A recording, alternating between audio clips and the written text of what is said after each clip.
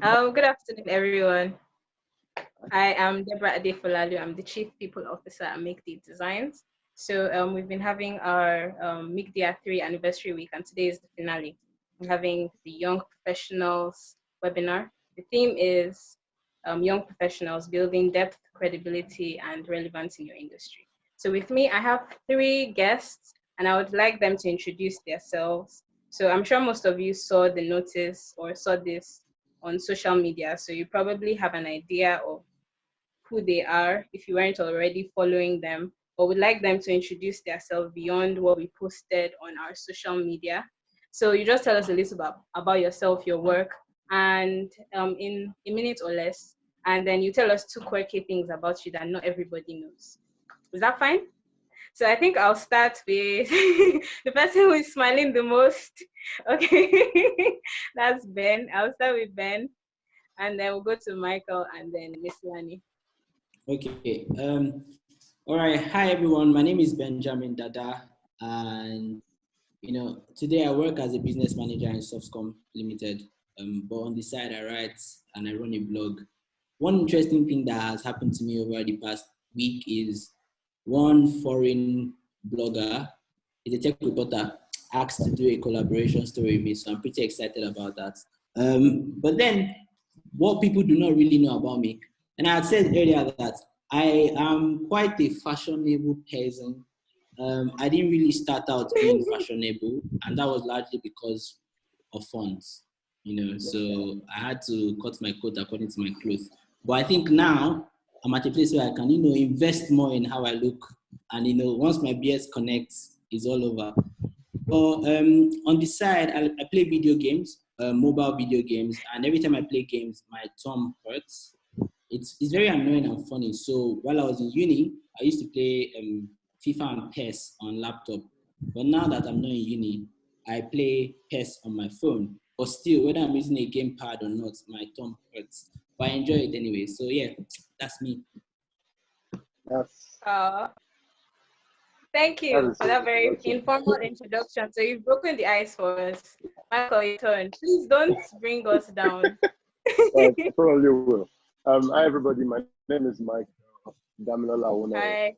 I said three names because a number of people know me as Dami, a number of people know me as Michael. So I'm the founder and CEO of Micdee Designs. I oversee strategy and business development to an extent. That's my role. But I'm also a visualizer, and I'm also a designer. I do many things. It's still a small team I was still doing. One other thing I am is I like to think of myself as an educator, and I like to teach and mentor people. It's not something I've been very, what's the word? I still slack at it a lot, and I wish I could do a lot more. And I think I'm getting better at it. Yeah. What else? Benjamin spoke about some more things. So yeah, I like to play FIFA, and I think I'm really good at it. I know I'm really good at it. Yeah. I play online a lot, and it beats me a lot. So that kind of counters the first statement I made. I don't like to draw. I'm not a big fan of sketching, but I like to talk a lot. Talking in the sense of, I'm not one to bring up ideas. I'm that guy that can help you refine it. I'm the person that can help you break it down. And sometimes be mean at it, but still come up with constructive criticism. I think I'll be informal enough, Debbie.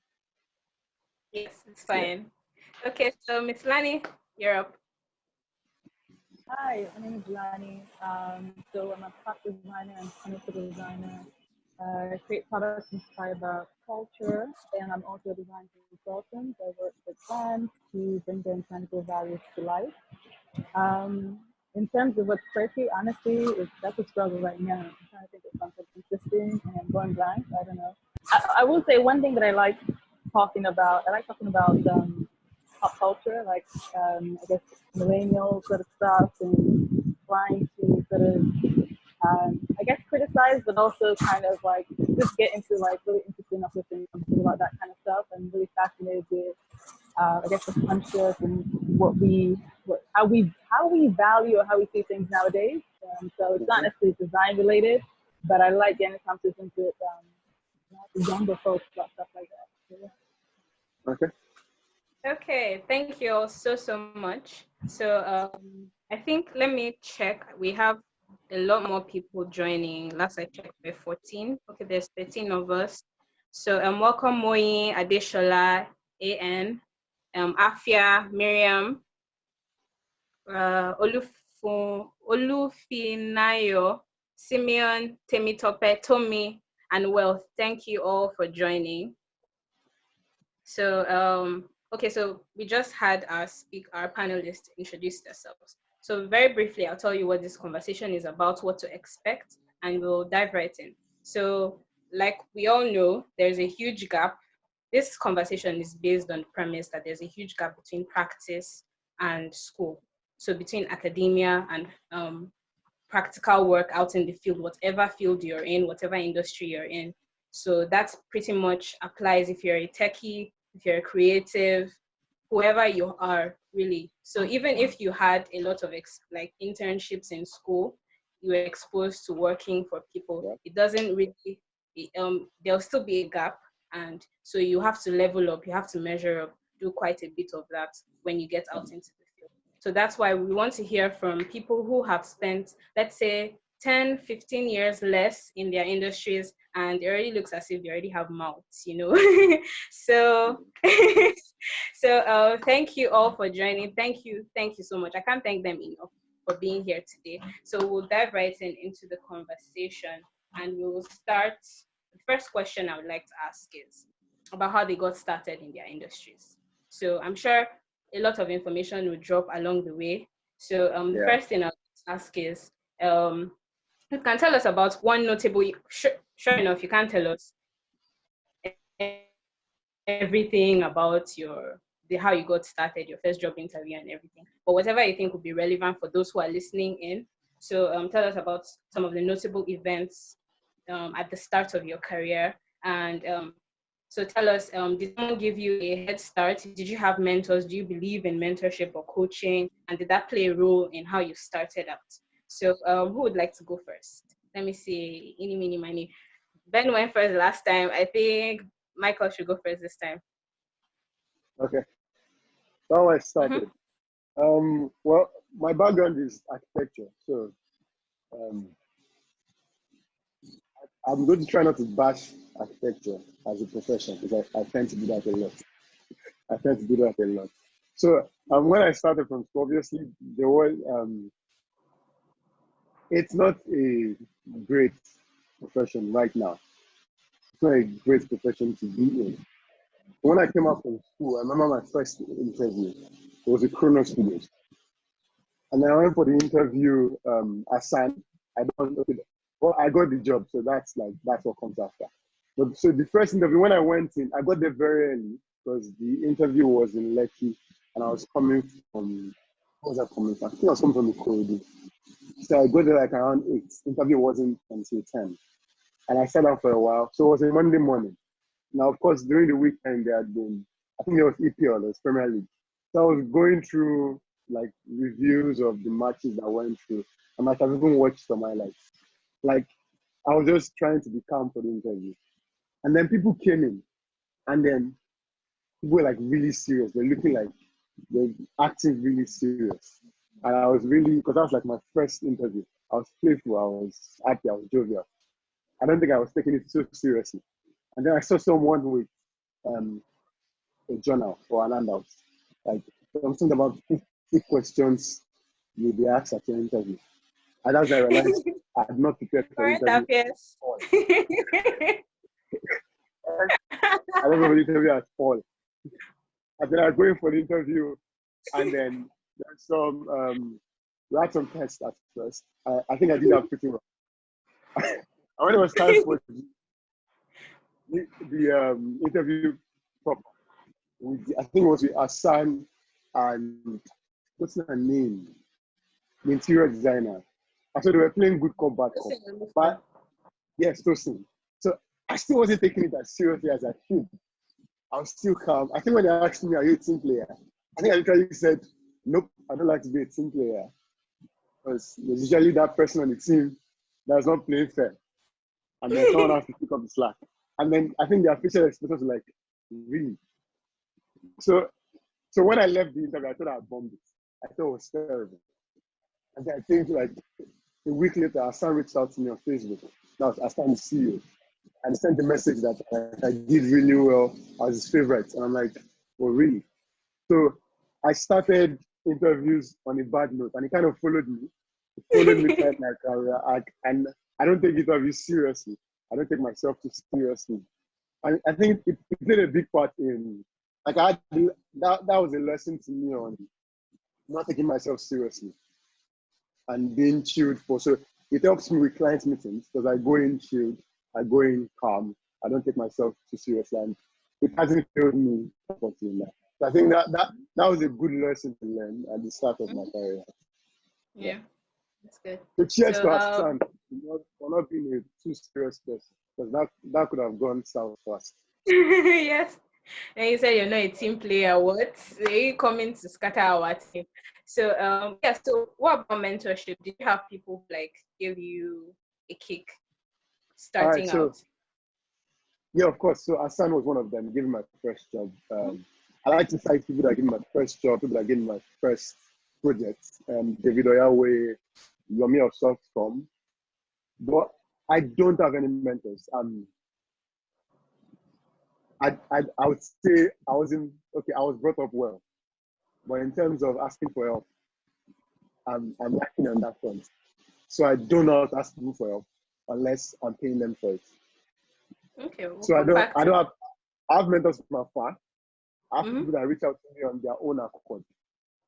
But I think I struggle meeting people to ask them for help and not offering to return. Yeah, so the mentors I have are mentors I watch people, I see what they do, and I try to implement what I've learned from them. This is not a method anybody should follow. Yes. Yeah. Yeah. So thank you for being very transparent. So we'll go back to that, actually, asking people for help and stuff. But we'll go to Miss Lani now. So tell us a bit about the start of your career and how, if mentorship played a role, what role it played, things like that, please. So I guess it was very interesting listening to his own thoughts on that. I feel like I'd never really thought about it like that, but I guess mine went the opposite way. I think because I switched careers, so I came from a consulting background where everything is about, as much as possible, trying to be as serious as possible.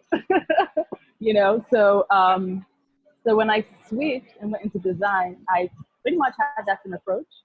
I had gone from going into consulting when you have 4 sets of interviews, 5 sets of interviews, case interviews, behavioral interviews, like you have so many different interviews that there's even prepping for interviews is a thing in consulting. So I came into architecture and design with this mentality of, okay, I need to understand expectations, I need to know what I need to do to be able to get systems in place and so forth. I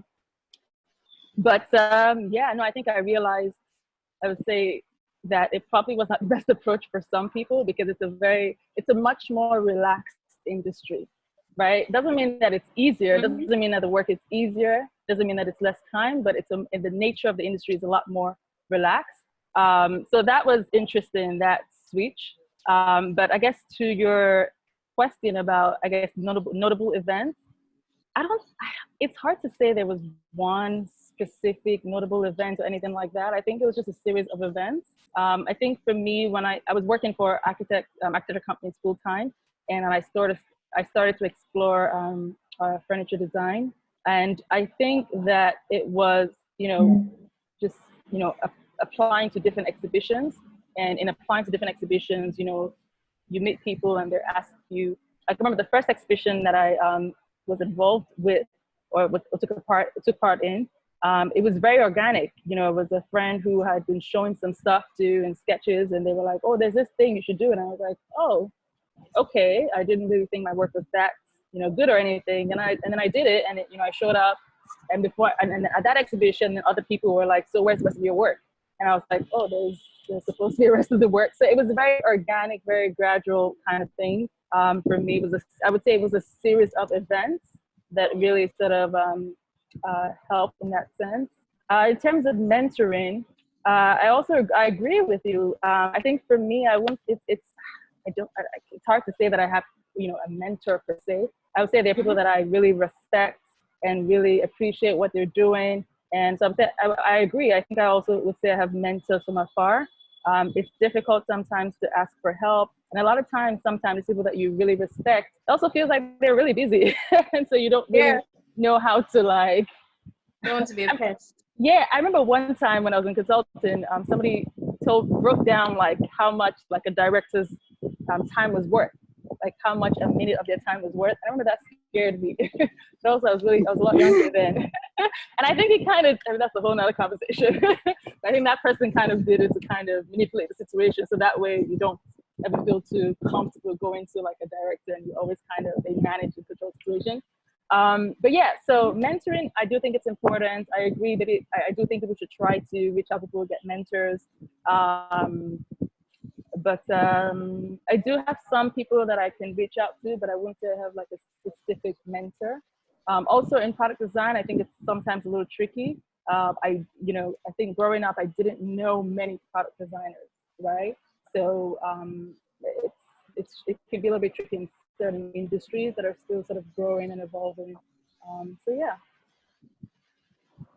Yeah, thank you so much. So yeah, her experience is, not very conventional. So I've heard someone who says mentorship isn't very practical. Mentors don't scale. I know a few people listening in probably know Seth Godin, and so they don't believe in like everybody has one person they answer to, they run their ideas by, but then they have people that look up to. And then I understand that. Well, some people are fortunate enough to be able to talk one-on-one with these big shots and run their ideas by them. But sometimes the people who even have a lot of influence on you, on your work ethic and what you think about, are people who aren't even in the line that they might not be as, for example. Mm-hmm. Yeah. So you. Okay, so Ben, over to you. All right. So thankfully, I'm the only non-furniture architect person here. So if you are, if you're normal like me, and not like the rest of them, I think my own journey was more. So my first semester was what really launched me into everything I'm doing now, right? So my first semester, I had a good result, and I wasn't trying to have a good result. So I was like, is this how life is? Can it be this easy, really, really? But then it was very good, and from the first semester they made me course rep, and then low-key I had to start attending events from the department. Right, I had to start attending stuff, and that's how I met someone that had done an internship at Bank of America. Now, remember, I was in 100 level. By now, I was 100 level Omega semester, and I'd met this person in Nigerian, right? Not that he grew up. Not everybody went to see you. Second semester. Oh, sorry, second semester. So my second semester in 100 level. So we usually have 2 in Covenant. So I was in my second semester, and I met this Nigerian, not a Black American or anything, that had worked abroad, and I was like, that's when my mind opened up to, so me being a Nigerian working out of Lagos or wherever can, be globally relevant. So I asked that guy. Yeah. So if you wanted to force a mentor on me, you can say that guy was like my first mentor. But like I don't really know that I have a mentor, to be fair. And I know it might sound like a thing of pride, but it's just that I just don't. I think I've lived a very confused career life that I can't have one person that I'm following. You know what I mean? But yeah, so that guy told me about, how he prepared for his interview, and then told me about the training he did. And, I did that training in, I think, my 200 level. That training was a career training, how to prepare a CV, how to do interviews. So from like year 2, I was already very career oriented. So I knew that I needed to get a first class out of school so that I can be competitive, I did apply to Bank of America like 3-4 times. I never got in. I applied to Google while I was in uni. I never got in when I was an undergrad. So the day there was a time when they announced KPMG, right? Now, so they announced the KPMG recruitment cycle in school, and typically when you hear KPMG, the first thing that comes to your mind is accounting, right? So I was probably like the only CST person that applied and got into KPMG in 200 level. 2014, it wasn't an IT time. So typically students usually wait for their CIRS before they go for internships. But I had this opportunity without being a CIRS student. So of course, KPMG is a big brand. So I'm sure that sort of opened doors for me on my CV. So I did KPMG. And then I had gone for a student meeting in school, and I met these two young, it's actually a CEO that was talking about projects he had done with MTN and a couple of stuff like that. And then I went up to him to say, you know what, like I'm going on service this coming break. I'd like to intern at your company. And that's how he passed me on to someone else. The CEO is my current boss, Yomi. So I've known Yomi since like 2015, and the first opportunity I got to either speak with him was me walking up to him from an event. And I feel like the confidence I had was that, I had done an internship before, I had learned how to be proactive or how to ask for what you want, so I just walked up to him, and then, I got into this company, did my internship, and that was like one of my earliest, career recollection. So, did that, and then I was still going on that whole, maybe after uni, I'd go to KPMG and continue being a career person, do 3 years as an analyst, do 3 years as an associate, become partner or something. But as I was in Softcom in June, me and a couple of people applied to another company, right? First of all, we had seen a company that was paying us 55K, that would pay people 55K, right? 55K then in 2014 for undergraduate interns was quite a lot of money. So we're like, and we are here collecting X amount. Anyway, I don't think we applied for that 55K one, but then there was another startup, innovative startup, blah, blah, blah, had good PR, and they said they only choose top 1%. So I think that just triggered me and my friends then that got into Softcom to, let's even try and apply to this place. Thankfully, I got into the company. How the whole thing played out is another long story, but the company is Andela, right? So I did an internship at Andela. My plan was to do 2 weeks and run away because my service was already up, right? But then it didn't work out that way. So I ended up doing an internship. I went to school late. Normally, I always go to school late. But I went to school late, and that was what launched me into the startup space. So recall, started out 2012, 2013, growing, thinking I was going to be a career guy. Then 2015, I got introduced into like tech startups in Lagos, CCO, and all of that. And then now I'm still in between startup and career. So yes, that's my own summary. Oh, thank you very much. So we've heard he is a big shot. He started his career while he was in school and he was already making big money. So we've heard not taking yourself too seriously. We've heard very organic flow within 2 different career paths. Thank you so much. So yes, so like we said, the theme is building depth, credibility, and relevance. So we're at the start now. We've talked about how you started out, and from school and your first job interview and your first experience in the corporate world. So we're going to talk about how you progressed from there, because there are certain things you have to learn to grow. So I would like to ask, so are there consistent practices you learned at the beginning, or skills that you learned at the beginning, or were there any formal trainings or courses that you took that really helped you, that helped you determine a direction or a focus, or helped you learn some things?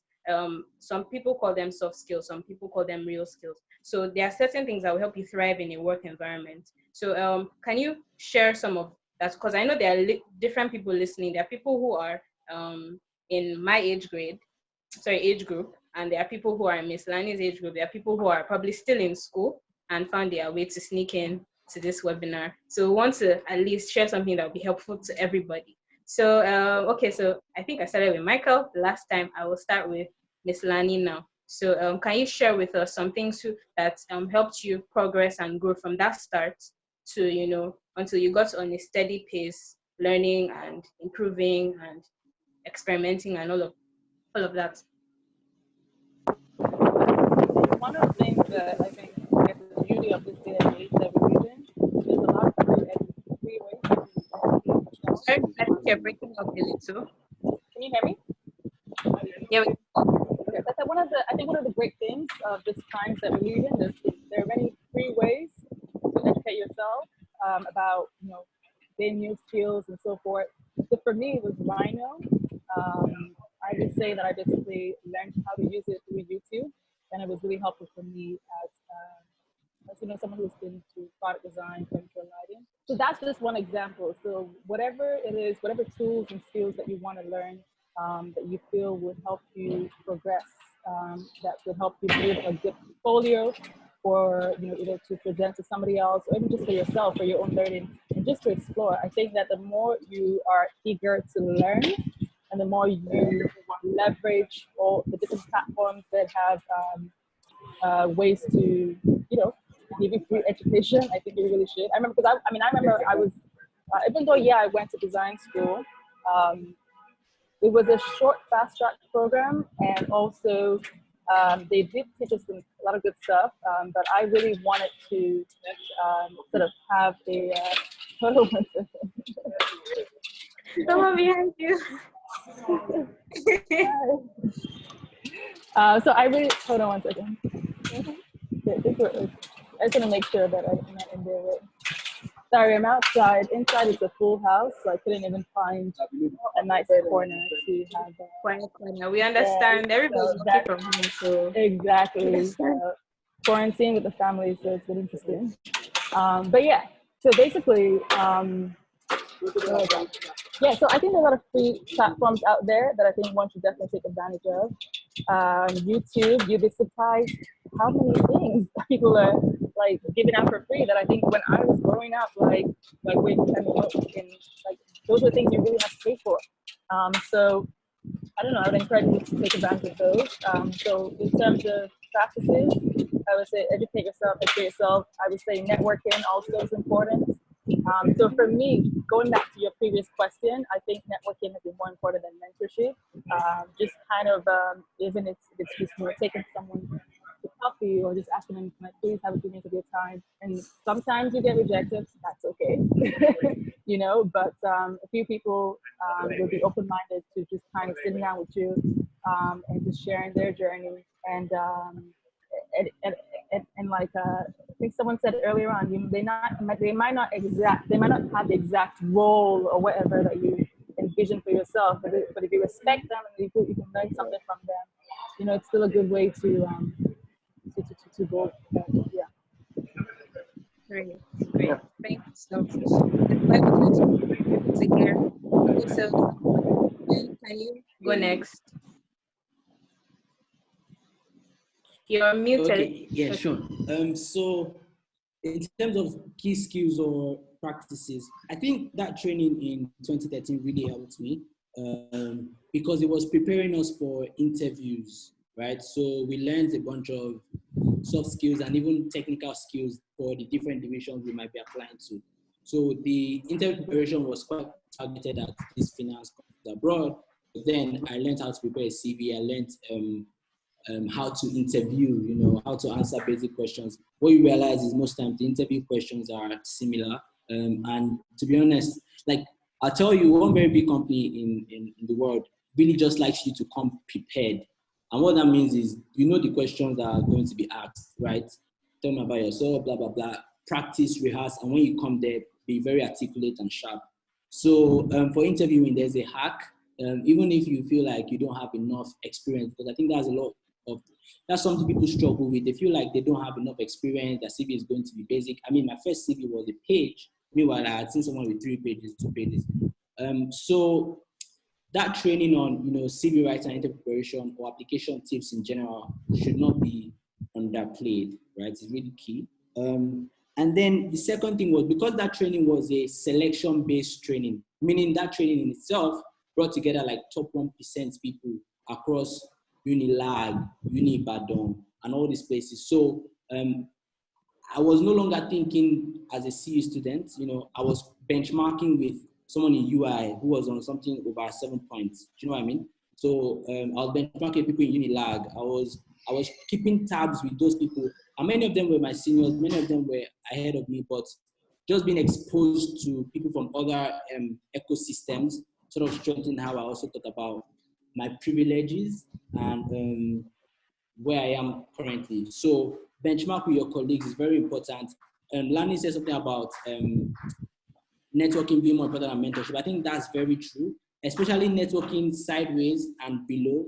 So like I have a bunch of young people that have been following their journey. So I either started out being like their coach and now they're doing very amazing things. So they even inspire me, right? I can tell some of them that when you're applying for an MSc, please tell me too, so I would also apply because I'm usually in the same brackets. Do you know what I mean?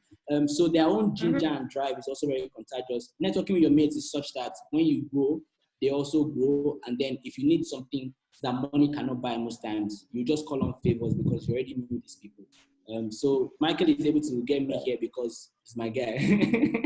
But if there was someone else that, that wasn't my guy, and even if he wanted to pay me, I would be like, nah, this person that I've been with for a while, I'd rather do their thing. So network up, side, and below. So those two things for now, just focus on them. Make sure you are helpable, which is marketable, right? Get good grades. Even if your father is the owner of a company, you don't want them to say you're just here because of your father. Do you know what I mean? Yeah. So you want to stuff yourself with content, but so be marketable, network, and prepare for stuff, train and all of that. Yeah. Thank you so much. That was very, very profound. Before I go to Michael, I would like to come back to Miss Lani. Okay, someone asked a question. I think I should write that down. Our admin, please, if you can help us be noting all the questions somewhere so we don't lose them in the chat thread. So Miss Lani, I would like to know, what you studied, because you were talking about learning Rhino and then it clicked like, we kind of skipped over that at the beginning. What you studied in school, how huge of a jump it was to the design world, because you said it came from very serious, like with your family, your academic background was very serious, and then you moved into design, and then you talked about design school. Where did you go to design school? How long did that take? Very briefly before I go to Michael. What I studied before design, or what I studied switching to design? I think you studied in the US. That much I know, I think. Yeah, so I mean, I was in Canada before. Whole family immigrated to Canada. So I did study business, so strategy. I did what they call triple concentration, so strategy, information systems, and marketing. So that's what I did for undergrad. But I always knew I wanted to be in the creative field, but it was hard to convince the parents. Come from a very sort of academic oriented family. Older sister is a doctor, but a lawyer, that kind of a thing. So when I wanted to go into design, it was very I remember when I called my dad and I said, oh, because at that time I was working in consulting, and I remember calling my dad and I was like, I really feel led, I really feel like I need to, go back to school. He's like, oh, that's great. Okay, great. What do you want to do? MBA, blah, blah, blah. I'm like, no, actually, I'm thinking about, I've always just had this strong desire to be in a creative field. So something more artistic. And he just went quiet. He said, you want to go out there and how to draw. You want to go and learn how to draw? Yeah, just so confused. And I was like, no, not exactly that, but that could be part of it. And he was like, but you already draw. You've been drawing since. Everybody knows you draw. Everybody knows you can draw. Why would you go to school and learn how to draw? I was like, no, there's other things they teach you when you go to a creative school or whatever, right? And then I think I was like, well, I also really like interior architecture, so something in that field. And he just like, but you have somebody, we have mentioned somebody in Nigeria that we knew that was didn't go to school but was doing interiors. So to him again was like, I don't understand. What is this? like you're working in a job, you're paying your bills, quote unquote, you're thriving, you want to just throw everything away just to because you feel this creative desire. So that in itself was a struggle, but eventually I was able to, I guess, convince myself and then kind of just push forward with it. So what I did study was interior architecture. It was a program that was for people who were, I guess, switching careers. So it was a fast track program. So a lot of people had another degree, and I guess this was their second career. your point, you were asking about Rhino. So yeah, it was a great program, but at the same time, it was like a 1.5 year program, and and so when you come out, you're still applying for entry-level positions, and you're competing with people who have 5 year degree in architecture, right? So I was very aware of what the situation was. So that's why for me, I put a lot of pressure on myself to make sure my portfolio was at a certain point. And that's why I started sort of really trying to learn Rhino. So that's why I keep placing emphasis on, education is great, but there's a lot that you can do outside of formal training. And I even know people who might not have gone through formal training, but invested heavily, time-wise in formal training. And I know people who, I guess my point is there's no recipe for anything, right? You just kind of have to figure out what works for you, and maximize whatever opportunities you're able to create and whatever opportunities are in front of you. And if you can do both, I think that's great. But I think it's important to know what you want for yourself. You also have to be aware of the context in which you're in, right? So if you're looking to apply in a certain field, like even though I had previous work experience, even though I had, another degree, I was still going to be competing with people who had 5 years worth of portfolio, for the same job, right? So for me, I was not that mentality, I was very less. So there's an extra Rhino was a big one. And I think another thing I would say though is, especially when you're, I think coming out of school and so forth, a lot of times, I could be wrong, please correct me if I'm wrong, but I think when people want to hire you in the creative world, one thing I realized is a lot of times they want to hire you based on the skills, not so much your great ideas, right? Yeah. Because they already believe they started their company because they have great ideas in some way. So they want to bring people on board who can help them execute their idea, right? So how do you market? I don't know if this is a good analogy. I don't know if this might not be a good analogy, but I'm thinking of, for example, if a fashion designer would probably want to hire a great tailor who can cut the patterns very well and make the outfit look just extremely well executed, as opposed to maybe just hiring another person who is a fashion designer but cannot. So you know what I'm saying? So I think you have to be very aware of where you are in your career and that season, and understand that what that season needs, and growth and evolution will happen. But you have to be very aware of not just what you are bringing, not just what you want, but also what is valued and what is required. Yes. Thank you so much. So we're going to Michael now. So please share with us. What skills?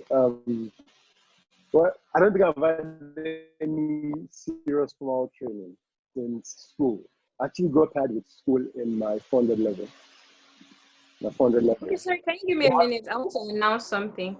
I'm sorry if you've been sending in questions. We would rather you send them to the Q&A. Just tap the Q&A icon so we can see all of them and we don't miss anything. Please. Thank you so much. But our admin will help us compile the questions we've had so far. But in case you have any questions for any of the speakers or a general question, please type them in the Q&A section. Please carry on. Thank you. Yeah. All right, so I got tired with school in, I think, my 400. That was my final year. So I didn't want to go back. I didn't like the idea of school. I still don't like the idea of school. But then I had to go back to my master's because you needed the master's to practice. Like the master's in architecture was like BSc for architecture. So I went back to school, and then when I went to school, I focused on, I think, like 2 courses. And to me, I came to school for those courses. It was studio and I think structures. So I wasn't interested in anything else. Climatology, like, they were of no use to me. I still got really good grades then. I still got a very good result. But like, I wasn't so interested in them. And then when I came out of school, I then realized most of what we learned in school was useless. Because most people wanted to bring in people to either just work on, like something Lani said. They have good ideas and they want you to execute. So they claim they want architects, but really they're looking for draftsmen to come in and draw their stuff. And I knew there was a problem. I don't want to live that life. And that's when I stumbled on 3D visualization. And then I started, and I remember the first time I started, I think I was in June. It was funny because the first time I installed the software, that's 3ds Max. I was telling my cousin I'm going to learn it and I'm going to be the best at it. I take everybody's money. It was a joke. I remember saying it like a couple of times. And then I started developing myself. And when I first started, I was there was like a standard in the country. There were like some top dogs, Asan, Filmatic, and they were really good. And their works were outstanding. Like we used to rave about their works in school. Until I stumbled on an Australian visualizing company. And I realized we've been like this in Nigeria, and the other words like this. And so I changed my mindset. I decided also now I'm going to become water. I started developing myself to be world class.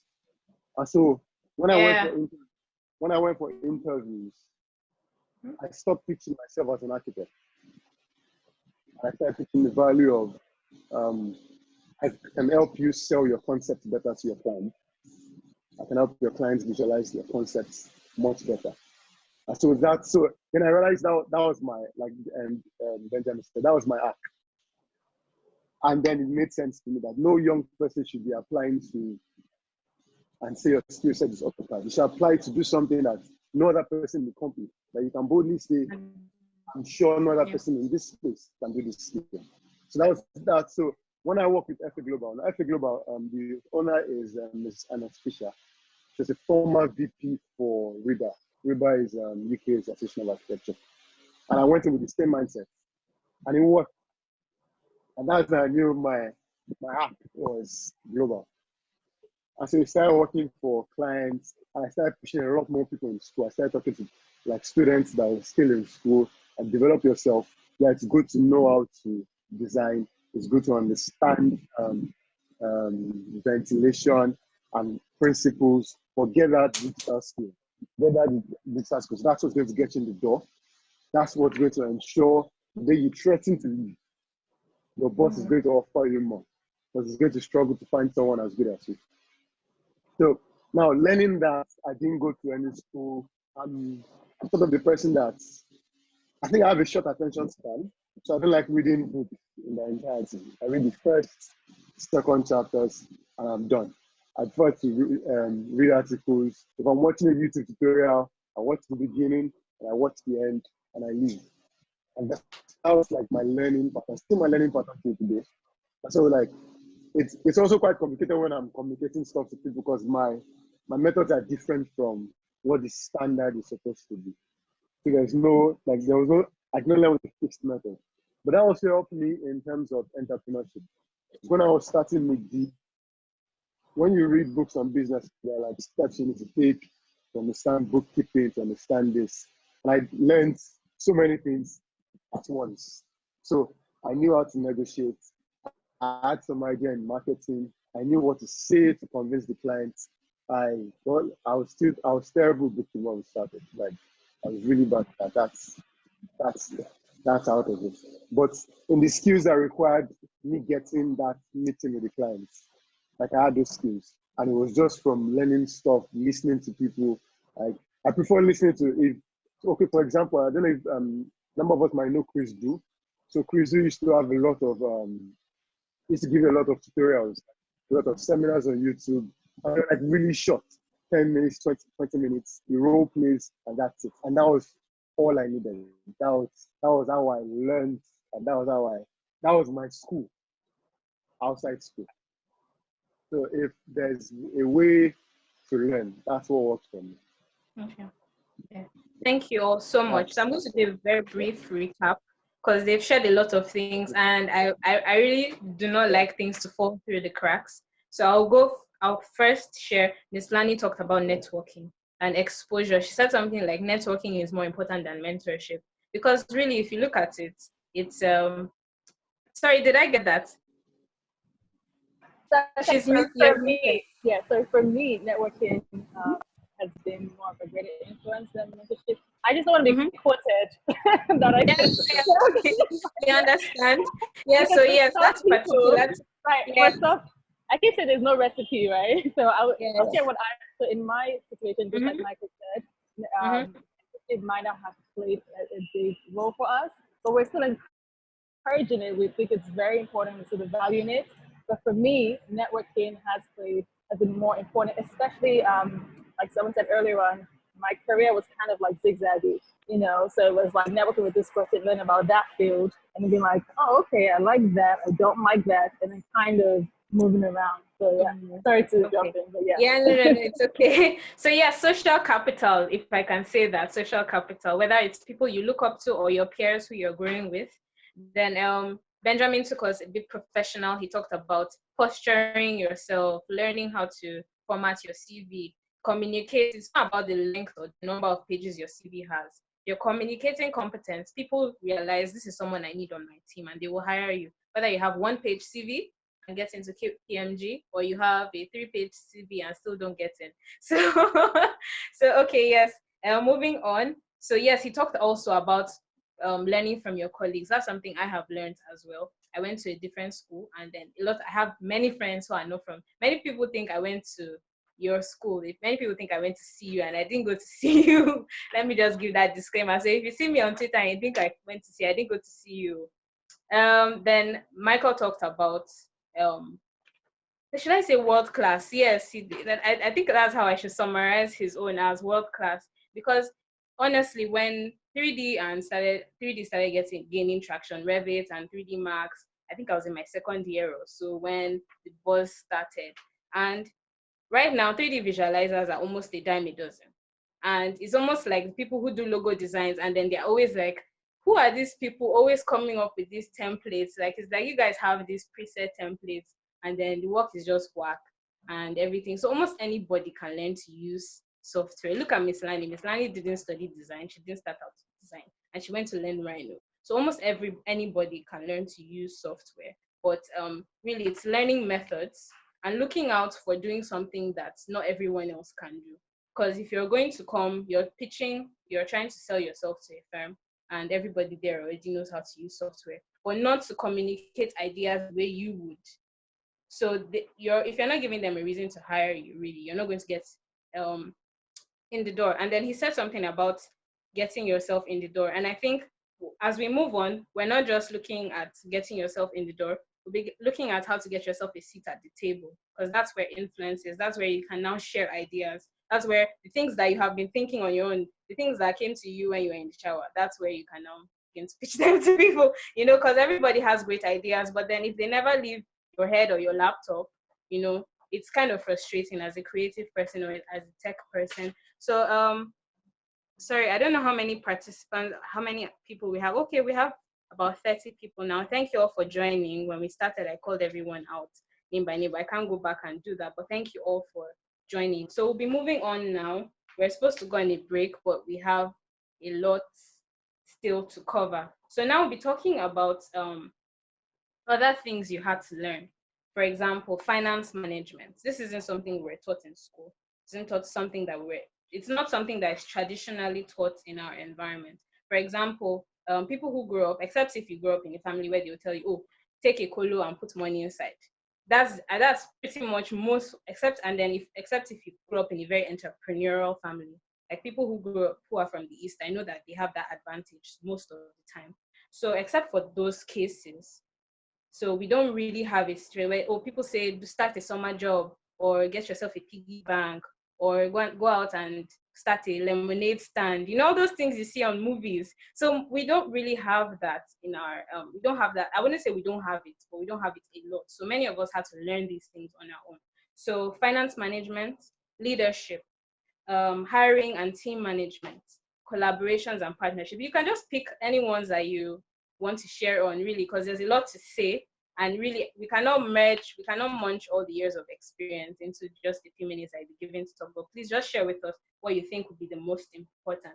And then lastly, handling risk and uncertainty, especially in this Nigerian context where there are so many, I would want to particularly probably start with Miss Lani, because she comes from a very chill like system, and then dealing with artisans and people who execute your designs, who can almost destroy your decorum, because you'll be so mad, like, this is not what I told you to do, that kind of thing. Or the person say, Madam, we are coming, and they've been coming since morning. Or so many things. I know a lot of Aki people can relate, and a lot of other people who do product design as well. So dealing with artisans and all those other kind of people. So please share with us. I don't know if you need me to run through the list again. Do you need me to run through the list, or you're good? Just I think that question is that about working with people, leadership, stuff like that. Yes, developing yourself. Yeah, that was very interesting. That has been very interesting. It's still a process. Still very much. I haven't figured it out. So if you want to leave some tips, feel free to. But I will say that I definitely learned some stuff along the way. It was very difficult, and it's still quite challenging. I'm being very honest. I think that even though I guess most of my design professional experience was in New York, right? But even then, I did have the opportunity to work with a few artisans there for specific projects and so forth. So the system works there, but I always say New York is kind of like an American Vegas in a weird way. It's not Yes. It's really not true, actually. It's actually very competitive. I remember like when I left, I felt all of a sudden like a lot lighter. It's just very, very go. It's called concrete jungle because it really is not a slow paced place. So I will say that it wasn't like Lagos was actually a switch in that sense. But I will say that working with artisans in Lagos is it's, it's a beautiful and frustrating process at the same time. It's beautiful in the sense that I've always believed that there's talent here, like many of you already believe. That's part of the reason why I wanted to explore this. So there's a lot of raw talent here, and I think it's unfortunate that we don't really, as a whole, not you guys, because clearly architects already know this and design enthusiasts and so forth. But I think as a whole, we don't really appreciate what we have and the skills that can be encouraged and honed and valued and nurtured. So it's always quite beautiful to see how, a lot of places that we work in are like slums, really to see what comes out of there is quite interesting. And even sometimes working with artisans, like even though we'll have our back and forth, they will literally be like, oh my God, like this, like they're surprised at what they're making too. Like I remember one time I was working with this guy and he said, this thing go, you put it on for internet, so you keep it on for internet. Like he was so proud of something he made. And I was very interested because it was really beautiful that moment because he was shocked, but at the same time proud to see that, it was possible. So we do have some really precious moments like that. So now the not so precious moments, the frustrations. Okay, so it's tricky because you have to come from a place of empathy, right? The reality is a lot of times people are going through stuff. Let's be very honest, Nigeria is a tough place. Lagos is a tough place. It's really survival mode. We're constantly in this survival mode. So coming from a place of empathy, you have to kind of always have that at the back of your mind.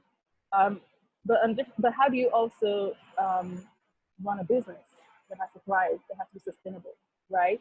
So there's a bit of like patience required, and there's a bit of this aggression, right? That is not necessarily natural to me, I'm being honest. And so you have to really find ways to somehow encourage. It was very weird sometimes. It's like someone is like an artisan would like reach out to me that I haven't worked with in a long time and constantly bombarded me with messages to get like they want to do some work, and then sometimes you give them the work, put a deposit, and you don't hear from them.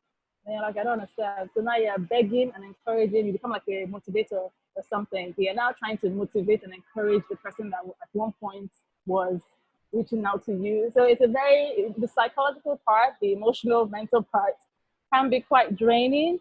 But I will say that a few things not so that I don't damper this whole thing and make it too heavy. I would say sometimes it's better to over communicate. So realizing that this over communication is key. So sometimes we believe that people understand things the way we're saying it. But again, no matter how stupid it might be to say something, have a meeting with someone, it helps to send another text message, a lot of them on WhatsApp, just reiterating the same thing over and over again. And also trying to be kind, but also firm. So kind in how you treat people. Respect is very important to me. I want to be treated with respect. So I also, respect people. But at the same time, maintaining a high standard, right? Because at the end of the day, you're trying to do something that you believe in, and you're putting your heart and soul into it. So maintaining high standards. So for example, if you're working with someone and they bring something to you that's not up to par, and they tell you, oh, can you manage it? Manage what? I say, no, we don't say that here. We don't, I don't really understand that word. Obviously I speak pidgin and stuff, so I'm not necessarily speaking like this, but there's certain things that I've already told people, I don't like certain things I actually don't even hear. Manage that is one of them. Another one is, what's the other one? It's not going to work. I hate that because I believe that if someone says, let's try something, and again, the nature of what I do is very experimental. So more than half of the time, once I show it to someone, it's not going to work. And I'm like, no, have we tried it? We haven't tried it. If we try it and it doesn't work, then that's a different thing. But let's not condemn the idea before we start. But then there's the other end, right, which is like the overzealous, overeager kind of mentality that some people have, where it's like you show them, to make it very basic, you show them a circle and you say, oh, can you make this circle? What's the circle? I can't surprise this one. You're like, okay. And then and then they bring a square. And you're like, oh, okay. You walk past the square and you say, sorry, where's the circle I can pick up? They're like, oh, that's it. And you're like, okay. You bring your picture of the circle, you put it beside the square, and you ask them, sorry, I just want to understand, just to make sure that, is this the same thing? Again, it's the way you look at it, then they start explaining. And you're just like, so I don't know what the word is. I haven't really quite figured out the word for that one. It is, I don't know if it's overconfidence. I don't know what it is, but there's something in the air that we can figure out, where sometimes people confidently, and it's happened where someone will paint something a different color and you have like a color match there, and they're still trying to tell you that, oh, if you bring it on this side of the sun, or if you take it home when the sun is out, just tell you that, red is actually black, or just different things like that. So patience is important, but I think resilience is key. You have to be resilient. You have to think about the long term.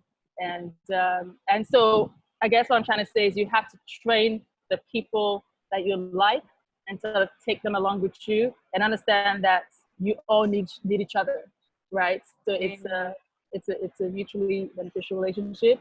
So for me, sometimes I have worked with people who might have been, quote unquote, skilled, but their work ethic just was not the best. They were not really hardworking. They were horrible with timelines. They were dishonest.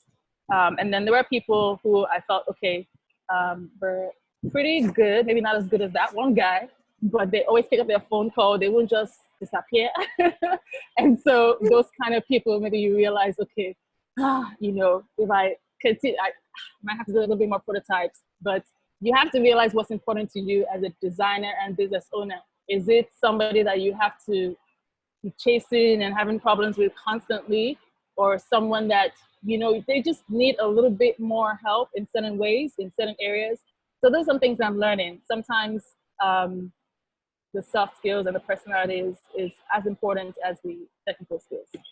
That's it. Yeah. Thank you so much. Some people are crying in the comment section. They can relate because they're like, Nigerian tailors are like this, and all artisans are this way. You're like, madam, if you snap it this way, it would. But like, it's not. If it's not it, it's not it. This is not what I told you to do. you know. So thank you so much. She talked about grit, resilience, and sometimes you have to be really patient with people. So people are different, but you just have to. Some people you have to hold their necks like this. Some people you just have to take a breather and come back to them. So thank you so much. Also being kind to people, that's very instructive. Okay, so we'll go to Ben now. So things that you've had to learn, whether it's relating to finance. She has covered people and her process and execution. If you want to talk about that as well, because I know for your blog, the blog you run, there you have, I think, people who are like columnists. So if you have like, how do you know, who do you take on? There are so many things that you had to, learn from starting to, making mistakes and, okay, that's not the way this is done, or I will never do this again. So that is relating to finance or people management or leadership or things like that. Please share with us collaborations. Sure. Okay, I think one interesting fact about my blog was that at the time I started the blog, I wasn't sure what to do with it, right? I just knew that I had a domain name, and then I wasn't sure whether I wanted to be an eponymous tech blog like Linda Adeoye that has other people posting for her, or I just wanted to be me writing. No, Linda Adeoye, not in the sense of gossip. I'm not going to do that. But like basically, you know how Aliko Dangote's company or Aliko Dangote's stuff is Dangote. Do you know what I mean? But it's not only him working there. That's what I'm saying. So the fact that the blog has had my name, just in the early stages, it needed to be a particular level in which I would write. Yes. Do you know what I mean? So especially if you're like a manager or like a CEO, when you have people working for you, most times you're almost uncomfortable with sharing what maybe your subordinate or what someone that works for you does with a client, because you're like, oh my God, I hope this, we cannot afford to let our standard or our quality and whatever drop, but I think through that, what I've learned is, I think give people a chance, right? And give people the trust, a chance and the trust. Now, what will happen is, so I'll give you a practical example that happened with Micdee, right? I don't know how many people have read our story. So we wrote about Micdee's work for Softcom, right? So we wrote about Micdee, how they built Softcom's campus, blah, blah, blah, blah, blah. This eventual story you guys have read is not the initial draft, right? It's not what my colleague had written, right? But I don't know if at the time Michael was entirely comfortable. Maybe he was okay, or he just couldn't say that, Ben, this doesn't really work. But whatever it is, I just know that this one that we did was way better. So what I've done is, for things that are less risky, I allow like my colleague work on that.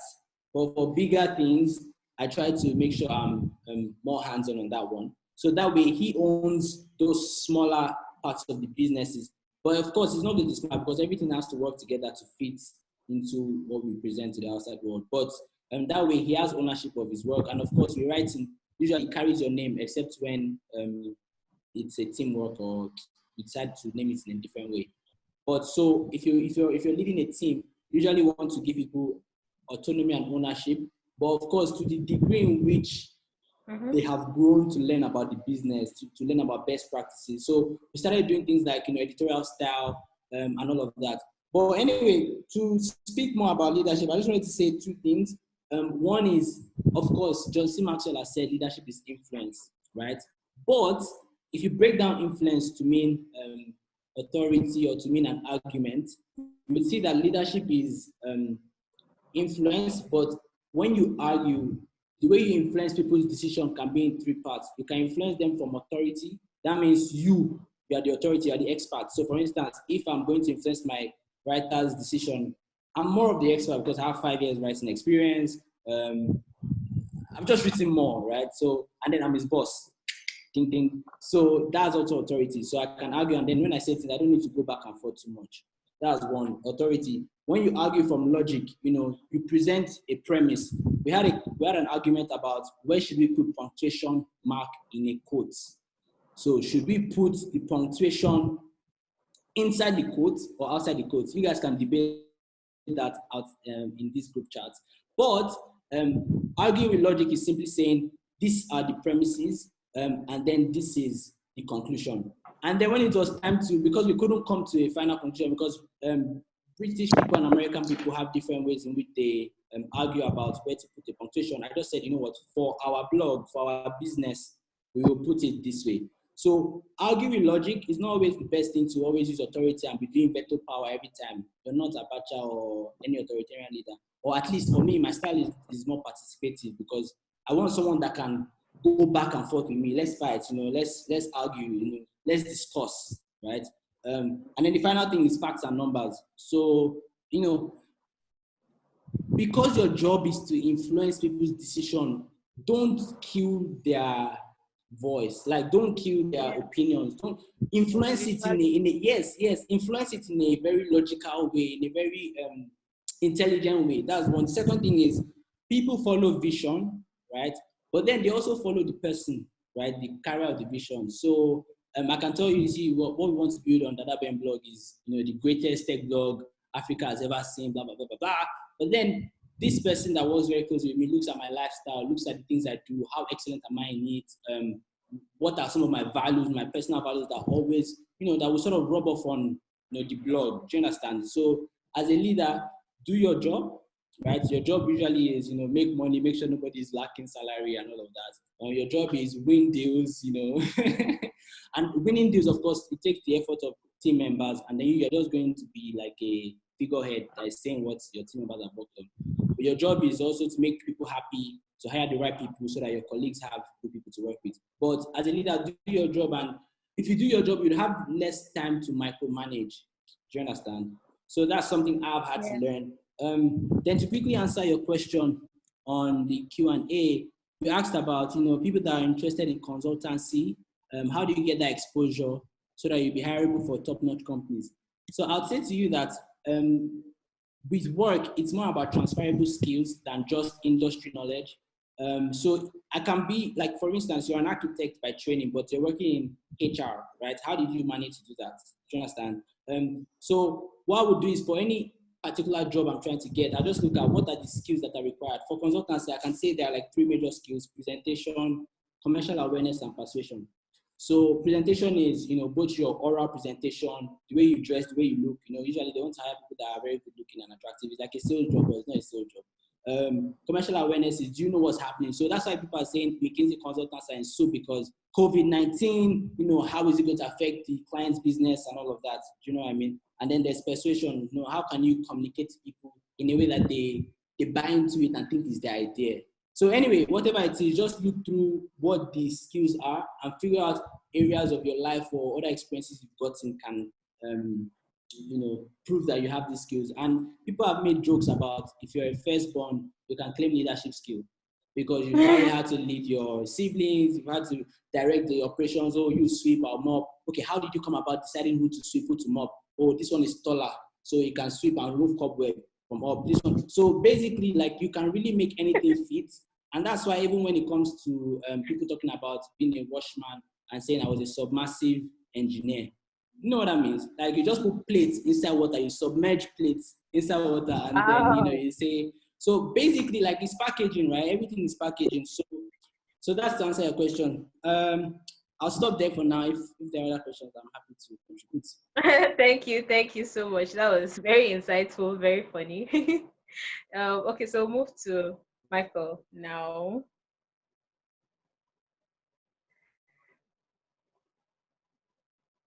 You're muted.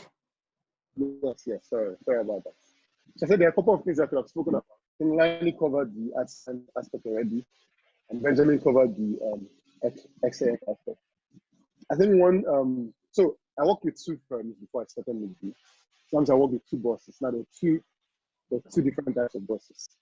So Hassan was young, or Hassan is young. So it was he was much more closer with his staff and his teammates. They were more or less friends. I mean, Miss Fisher was much older. She had, I think, like 30 years experience in architecture in the UK. So the approaches to leadership was very different. And then I learned like I was in a front row seat learning from both of them. And that really helped me in now I run Micdee. I think one thing that I had to learn from scratch was communicative value. And it also boils down to the reason why I don't attend trade shows that are for architects and contractors. I don't attend. If there's a webinar for architects, I'm not going to listen to it because I've been this since school. I'm consciously trying to stay away from being in that circle. Because one thing I've learned is if you have 10 architects in the place and they're all talking about how to do their work, no work is going to come out of there. Nobody's going to tell them, oh, I'm not going to do this work. Everybody is trying to make ends meet. So really there's nobody's transferring any form of value. And so I learned that early on. And I realized it was a mistake we made from school. From school, like most architecture students, they're always with themselves. So when we came out of school, we still end up working with those people. And there was something I learned in school. Back in school, and I think a number of people can attest to this. Back in school, architecture students they have like a really high reputation. Architecture and design students, they have a high reputation. They're respected in school. But as you come out, you still get that respect. But if you check the next 5, 10 years, like that reputation has dropped. And suddenly the people that are more respected are people that work in, like 10 years ago, there are people that work in oil companies, people that work in telecommunication brands. Now it's people that work in tech companies. And then you realize the rep you had in school was for school. And I then understood that there was a big issue in communicating value because we spend so much time with ourselves. That someone tells you, if a client tells you, how does this thing work? You're giving him specifics and you're giving him information that he cannot understand. So that was a big issue for me. And that's why architects might struggle.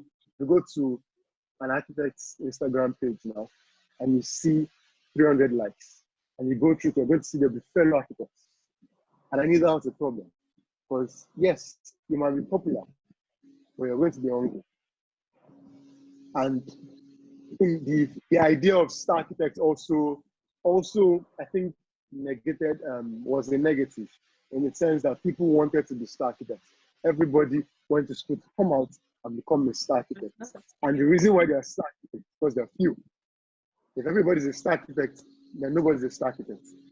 And that's why I knew there was a problem. So communicating value, I had to learn from people like Benjamin. I had to learn from people like David Adeoye. David Adeoye works in soft. I went to their Twitter pages. I tried to understand if I say something about architecture, why would someone in tech want to listen to me? Why would the client want to be interested in what I'm saying? And as I said, like building that PR was something I had to learn from these people. And then I think I was like 2 years ago. And from that point till now, I've grown more distant to the architecture community. Not in a bad way. I'm still friends. I still recognize them. But I'm more in tune with other industries. And that's how you can communicate value. And that's how I work. So I try to also push this to my team. I tell them, go online and talk about your work. Don't only talk about your work when you're with your friends that are most likely going to be architects. Because it's of no use. You're not communicating any value. You're not receiving it. You're not capturing any value. That's one aspect. On finances, I don't think I can say anything there. So all in my career, like before I started Micdee, I was a loner. I tended to do things on my own, and that's why I said it in that interview that I was not a team player. I'm a team player. Yes, I can be a team player if everybody on the team is working at the same pace that I'm working. So I tend to work overtime. I tend to work overnight. And then back in school, you're doing that. There's usually people that know, oh, this guy's my team. And he used to piss me off a lot, so I preferred individual assignments. So that idea followed me out of school. And it was a big problem because, sorry, that mentality followed me out of school. When I came out, I had to like take that off. And then, sorry, can you hear me? Can everybody hear me? Yeah, we can. Yeah. Okay, so I had to take off that mentality because now I was working with a team. And then instead of trying to pick myself and isolate myself and become the star boy, everybody had a role to play.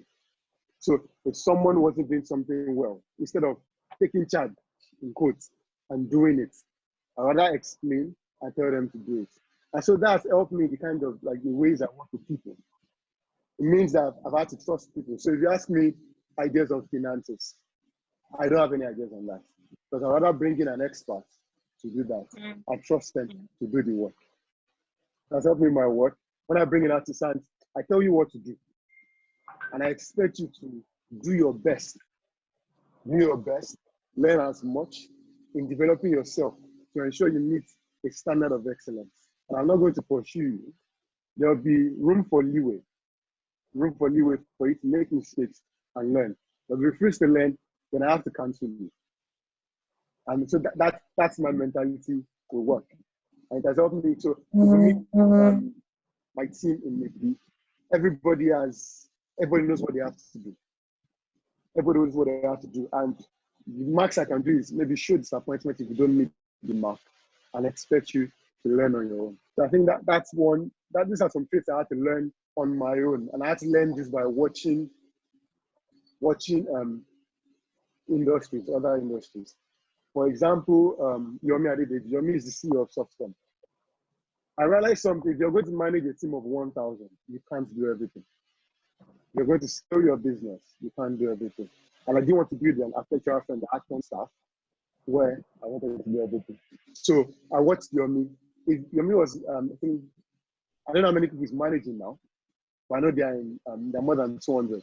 So because you're managing 200 people, you can't do their work.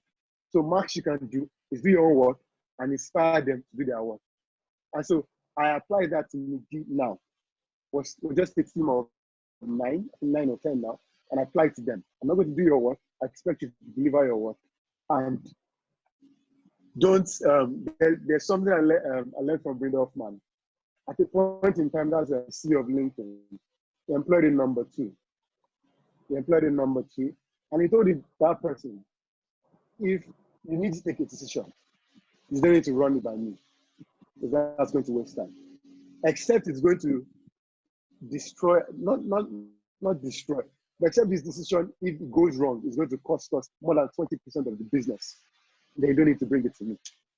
If it's going to cost us, if it goes wrong and it costs us 15% of the business, no problem. I trust you to handle it. I trust you to make that mistake.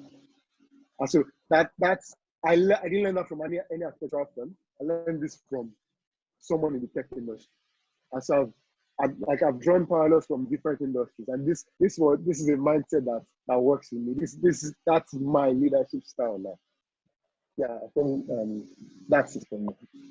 Yes, thank you so much. So so this first half of the conversation, and we've spent a lot on it. We've talked about building depth, and I think that everybody has learned. I have learned so many light bulbs going in the comment section. So what we're going to do for the next half is we're going to address questions that people have asked. And I will just, because I still have a lot of questions to ask, but I think I'm going to have to settle down and merge a lot of them and do away with some that might have been answered previously. So we're going to go on a short break now. So, they say sitting is the new smoking. So our panelists can turn off their video and stretch and grab a bottle of water or something, and we will be back. Ben, not now.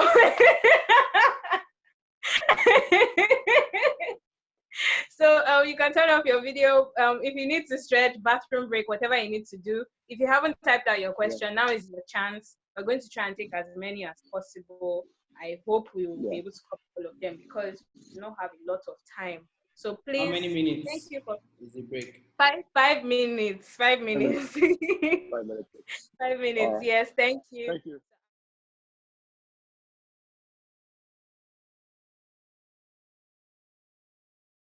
Okay, so we should start taking questions very soon. But let me quickly run through. Okay, we're waiting for Miss Lani.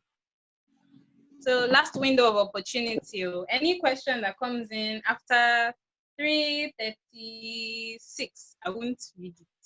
I will just go to the older ones, please, because there's not much time. Hi, welcome back.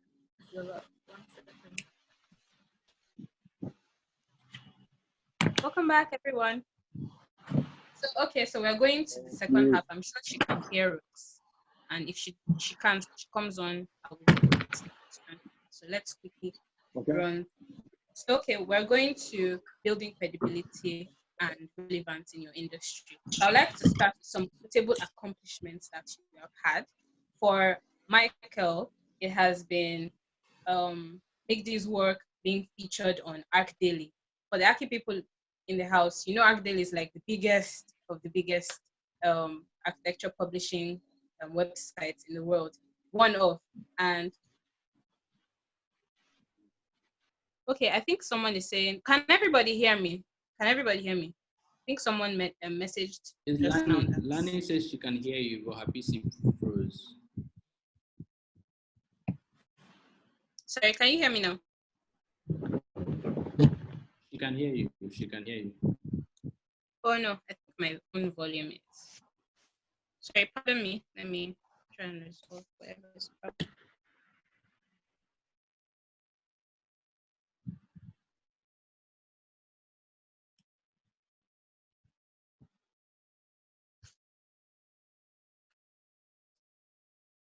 Okay. Hello. Can you all hear? Okay. Yeah. Okay, good. Thank you. So for Michael Awonowo, it was thank you, Jeremiah. I can see your message. And for Michael Awonowo, it was being featured on Arc Daily, being scouted and kind of wooed by interstate architects. And also Michael makes a lot of audacious claims, which are true. Because there's this movie line I like it ain't bragging if it's true. So he's one of the top tier 3D visualizers or CGI artists, or it's not artists, but three CGI people when it comes to architectural visualization. So we like to talk about that. Then for Ben, it has been working for Google and Dada, KPMG, AOO. Is Microsoft in there? So we just know, please, Microsoft is inside, Abby. The break is over. What is he eating? He's going to choke. Okay. Then for Miss Lani, it's being published on Vogue and Elle Decor. Elle Decor is one of the largest interior design things, online magazines, and I think they have a physical publication. So who is going first? Let's let Ben finish eating. Let's go with Michael. So let's talk about that. What do you think led to that? Because being published on Art Daily is no small feat. For interstate architects to be selling themselves to you, literally, if you watched his live on Instagram during the week, he talked a bit about that. So what do you think were the things like decisions you were making, things you were doing that led to that? And also develop, I think you've told us a bit about how you learned about 3D visualization. You didn't go the route most people were going. So a lot of people can do photorealistic renderings, but there's a difference between mad renderings, the ones that people drop fire in the comments, fire emojis in the comments, and the ones that okay, there's a lot of depth to this. Yes. So we want to hear about that. So tell us, what do you think led up to that? What do you think positioned you to be able to do that? Also, how did it feel? And what impact did it have on your career going forward?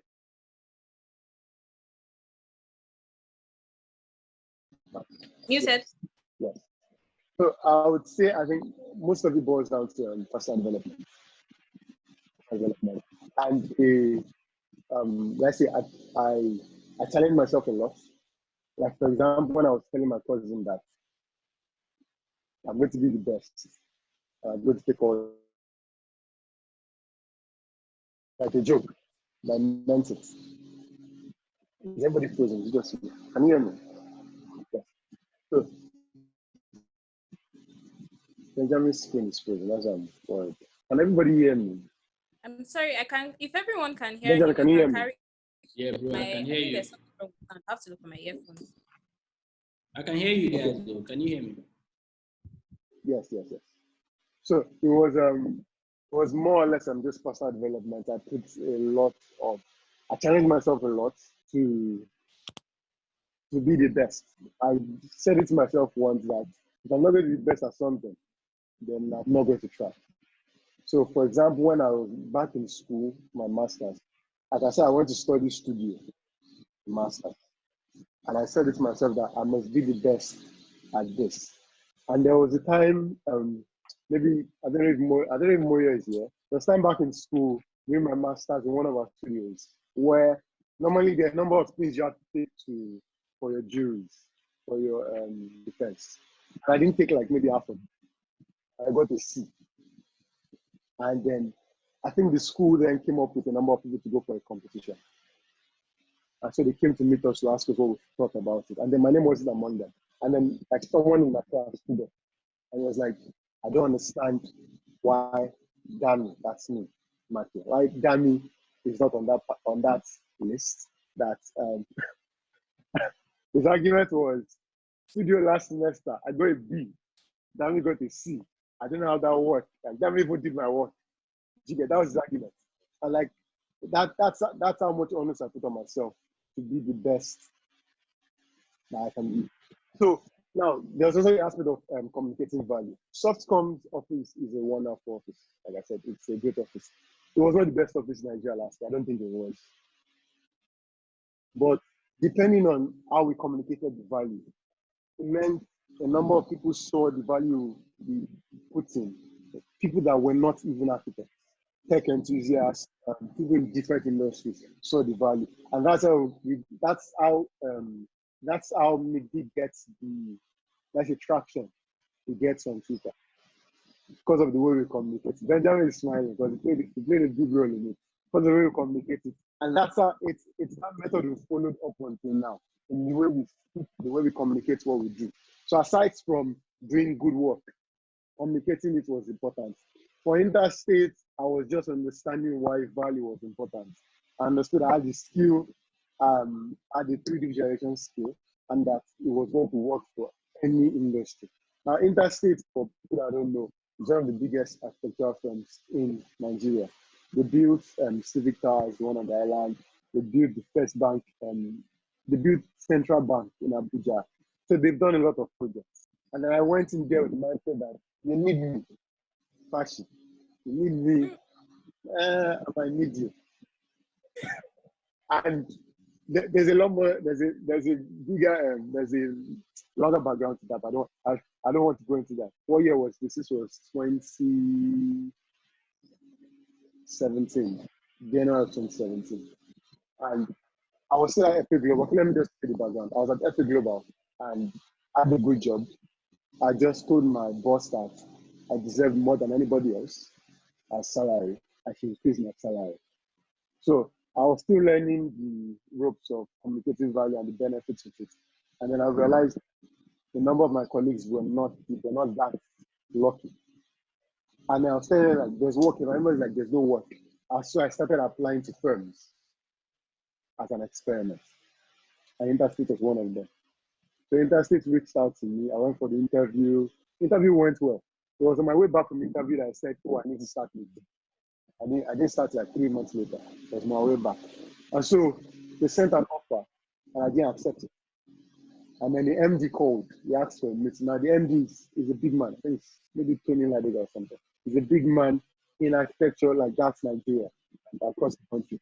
And he tries to sell the company, he tries to sell Interstate to me.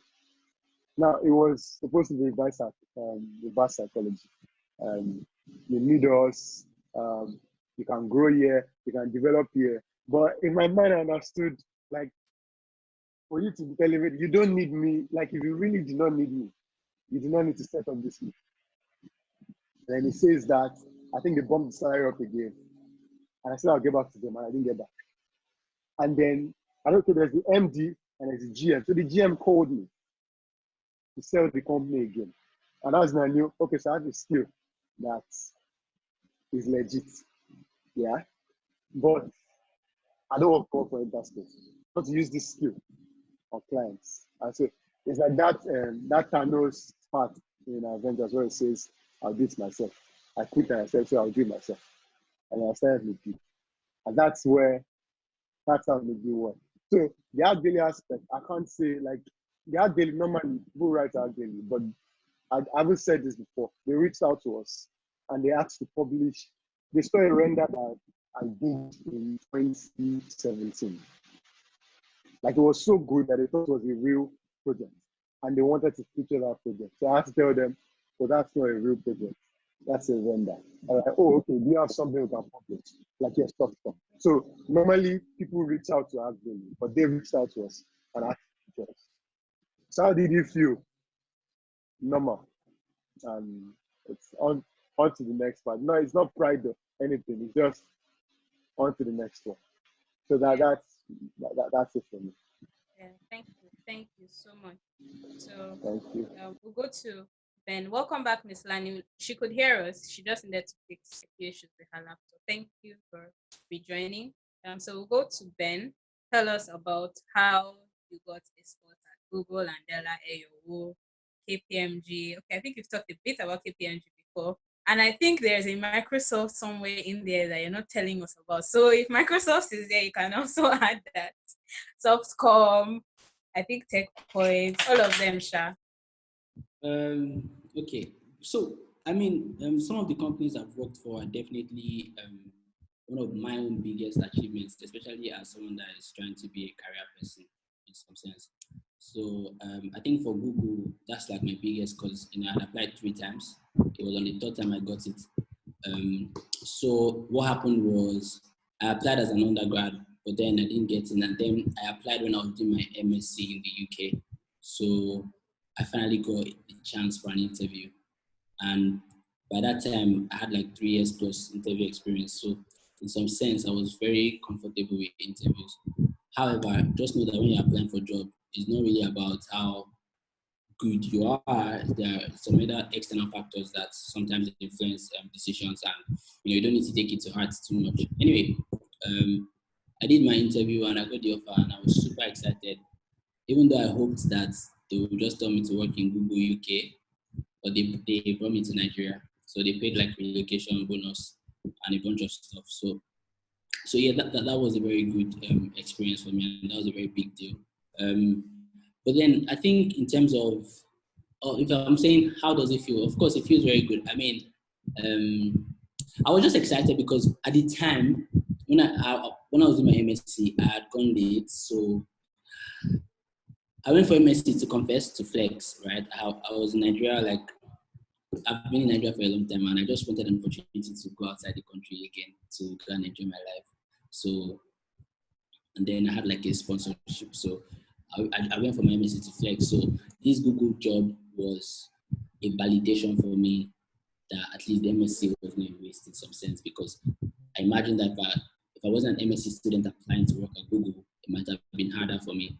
Surprisingly, someone that also was a CE student got in for internship at the same time as I got in. And that's also like interesting because I'm like, I don't have license, all my credentials, my paper, everything complete. But see, life is life. Anyway, but then there are a bunch of awards, a bunch of recognitions I've had that I probably have not spoken a lot about. So when I was in the UK, I was recognized as one of the top 100 Black and minority ethnic students in the UK. And this was done by, it's a big deal to be fair. This was done by Future Leaders Award, something, and in partnership with HSBC. So BME top 100. And then in Nigeria here, basically top 100 tech people in Nigeria. And then in my uni, I got a gold award in Lancaster University for like just my extracurricular activities as a student. I knew that to be a student or to be competitive, you needed to have more than just your grades. You needed to have extracurricular activities, including volunteer experience.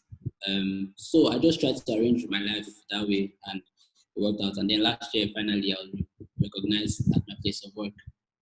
And then last year was actually just my, let's say, second official work year. So listen, I graduated in 2016. I did an MSc that finished in 2017, and then I did NYC 2018. So 2019 was my actual work year. Do you understand? So anyway, I think that has been good. It felt very humbling and very exciting at the same time. But I think overall, what I would say is most times you're paid to be on the team and you're paid to do a job. Now, if you're paid to do a job, do your job very well, right? But being on the team is, what extra can you bring on board, beyond just your role, right? Your chief people, your chief designer, your solutions architect, yes, that's fine, and you can do that. But are people excited to have you around? Do you help out in other areas that are not necessarily your job role? Just what's the value you bring to the team? So I think people should always be conscious about how they can contribute wherever they find themselves beyond what they are paid to do. So yeah. Thank you so much. So we'll move to Miss Lani. Miss Lani, you were featured on Vogue and Elle Decor. So the question was, what do you think led up to that? How in the world do you think they stumbled across your piece or your work, and how did that make you feel? And you can also tell us about other notable accomplishments. How did that make you feel? And also, how did that affect your career afterward?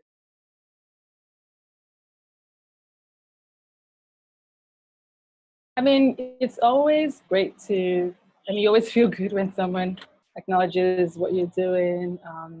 As much as we all like to think in this day and age of self-help that we don't need validation from anybody, at the end of the day, it does sort of validate you a little bit. It does give you encouragement. So it feels great. What does that do? It brings exposure. It brings other subsequent press and people in the industry sort of, I guess, following you silently. It's a weird industry sometimes because I feel like they're like silent people that might just kind of keep an eye on you, and then you never know. And then like a year later or 2 years later, they're like, oh, I noticed that you did something and I've been tracking your progress. You're like, oh, okay.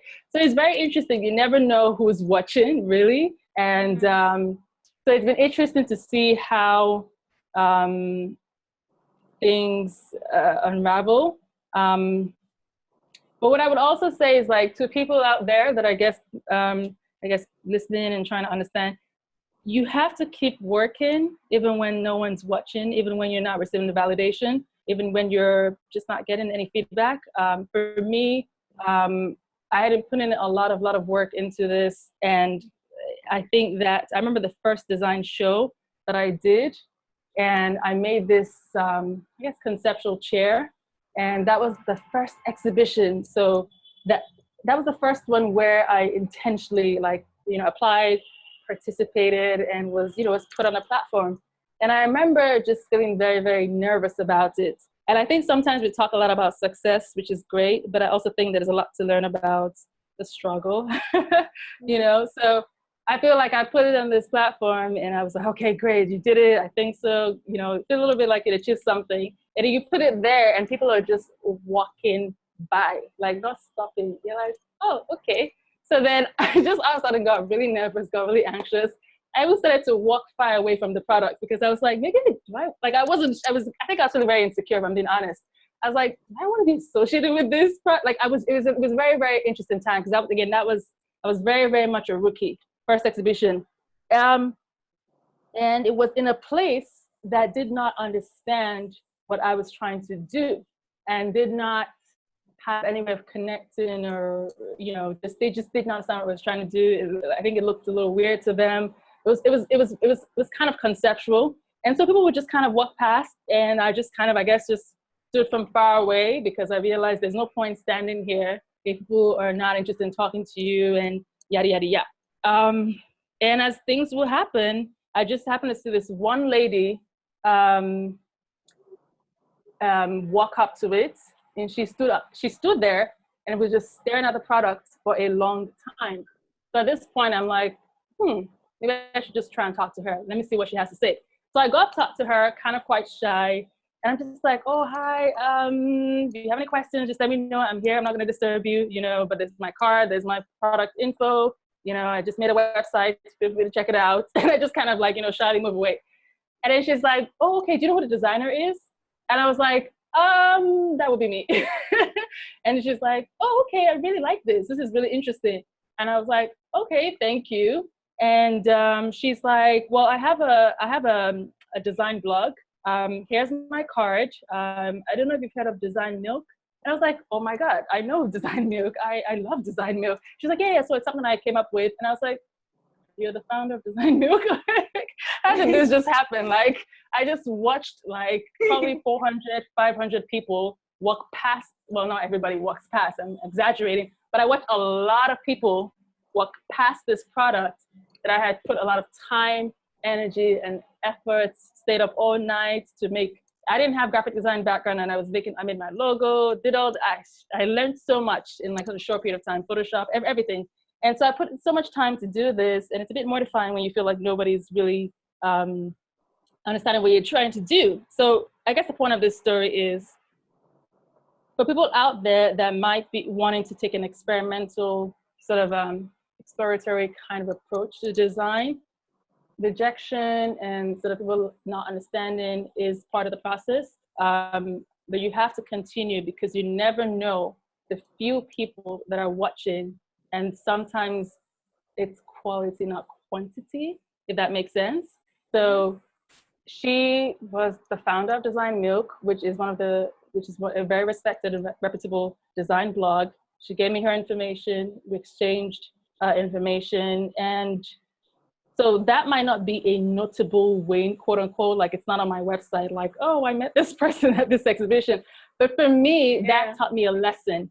It taught me a lesson that I think will stick for a lifetime. And I think, so people who are listening, I think in this day and age of social media, people can get really carried away into comparing themselves and trying to sort of build hype and be so overly consumed with how many followers you have and all these different things. And not to say those things are necessarily bad, but I'm just saying that, again, it happens differently for everybody. And again, I like one thing that Michael keeps saying. Michael keeps talking about value, and I firmly believe in that. And I think that if you focus on the value that you're creating, the value you're trying to offer, how you position yourself.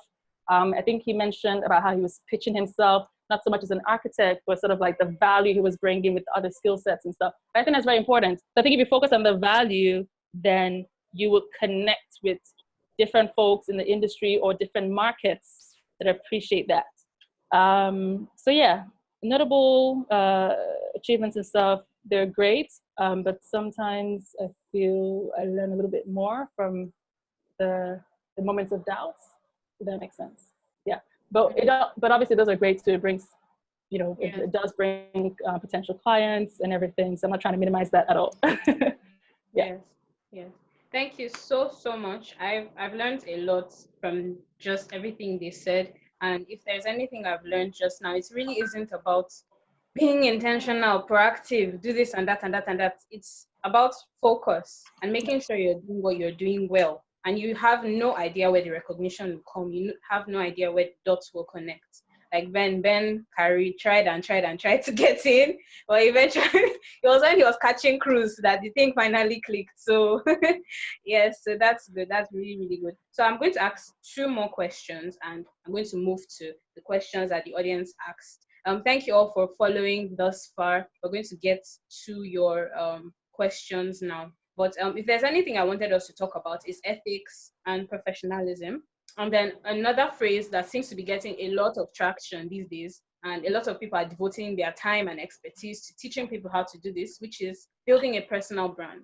And some people are like, personal brand, what is that? Like, hey, I saw some shade, Frank Gehry. I don't know how many people know Frank Gehry, but Frank Gehry is crazy. Benda, do you know him? I'm sorry, you're not in our space, but Miss Lani, have you heard of Frank Gehry? Amazing architect. Yes, yeah, amazing architect, but he's also like, doesn't take, he well, just, you know what, is who he is. His work is also a reflection of his personality. Very kind of out there. And then now he was talking about how how architects are hiring publicists and all of that. And it's like, it didn't used to be like that before. You know, your work should speak for you. Your work gets you more work, you know, that kind of thing. So I would like to ask, what, if you can tell us in maybe very few sentences, what is your view on ethics and professionalism? What are your own personal values, things that have guided you? Like, there are times you've had to put your foot down and say, I'm not going to do this. Maybe it's partnering with people or the artisans and things like that, ethics and professionalism. Just like Miss Lani, when she talked about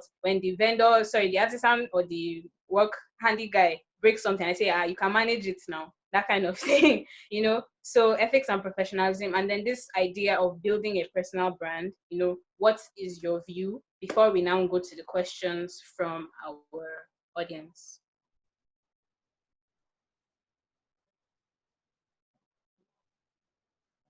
Mm-hmm. Sorry, who is going first? I think Michael should go first, please. And then Ben, and then Miss Lani, since she spoke last time. So let's let her. So Michael, please unmute your mic. All right, Thank so you. regarding ethics, I think the one that stands out is excellence. Regardless, in everything we do, it's excellence. Like I'm hammer down on it. Occasionally you're on site and you meet, like Lani said, you meet this vendor, this artisan that says that's what people do. Like it's fine. I say, well, that's people. I'm not people. I don't care about people. If it's not good, I'm not going to pay you. For example, on the Softcom project, we're supposed to do a flat floor, a polished concrete floor, and we got in a vendor that done some work before. And so he did something that was bad. Now, it was bad, but you would have to know that it is bad for it to make bad. So the people that it stood out to were people like David Oyawe, I think Shende, Yomi, like people that had an eye for excellence. And me, because I knew that that bad flaw exists. And then some other people was finding them. I think they even mentioned, what's his name? What's this particular artist, this musician? The one might see me. Adekunle Gold. Yes, Hi, Adekunle good Gold came to thing. Softcom. He came, he came to Softcom and told them, no, they must not change the floor. And David is telling him, oh, the floor is bad. It's like, nope, I like the floor. But we knew that it was bad. I think we spent almost 2.5 million to fix it, to redo it. Because I could not live with the idea that something bad existed somewhere. So that's my mindset. It's like anything with a picture. So it also it helps because it also in a way also alienates people. Because you have a couple of people that tell you, I can do this thing, even friends, I can do this, and I think I can work with you. But then the fact that I know one person I can do better than you, it means I can't pick you. It's painful, but it means I can't pick you. So like it's not you're showing the excellence outside to you, or you're showing the potential to have it. So it even boils out to the photographers, the people I speak to, the people I follow on social media. Like you have to communicate excellence. As regarding PR, this PR thing, and I think yes, very few architects have managed to like nail down it. I think it's easier with product designers because I think product designers come with there's this flair, it's something similar to what the Alte movement had. There's this flair that goes with product designers. You're almost like what like Steve Jobs, like outcasts and geniuses.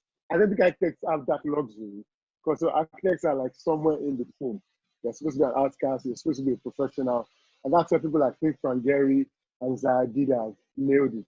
So getting like my PR, I remember speaking to Benjamin last year.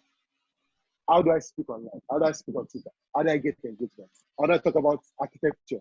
And then people that are not architects want to listen or want to follow me. And gave some tips. And so I started implementing them, talking about, and it's still coming back to the value.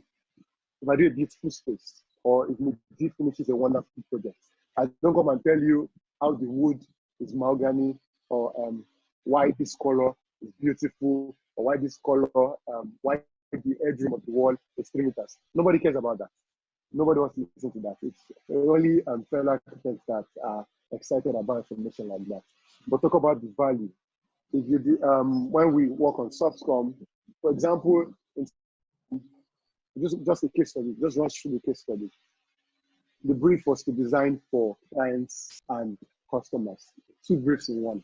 So for design for their clients and design for their people. They wanted an office where their clients would come to, wanted an office where their people could come to. But now there's a big disparity because their people were millennials and their clients were executives of the biggest brands in the country and worldwide. So how do you find a middle ground? So what we did was divided, Softcom is 2 floors, divided both floors. The upper floor was client-oriented, the ground floor was people-oriented.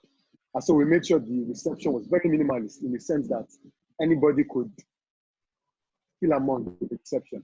But when you come into the reception, a client, you take a client upstairs and it feels like it's in an organization that is competent. When you take the millennial to the right, you end up in engineering. And it feels like, oh, this is a place I can work in. This is a bubbling place. This could be a Google office. Now, when we're talking about that online, we didn't talk about the headroom or the number of colors or the number of tables or the types of chairs they're going to. No, we didn't talk about that. We spoke about how it affects the client, how it affects the people. So people could relate to it, potential clients too, and we got a number of projects from that. I think PDVerse, Stairs, and Data. It came in from what we like the way we spoke about software. And so I talk about that as often as I can. I talk about things. Sometimes you have to bash ideas that are not normal, ideas that are wrong. Sometimes you have to be very, what's the word? Like the way Gary was. Sometimes you have to give you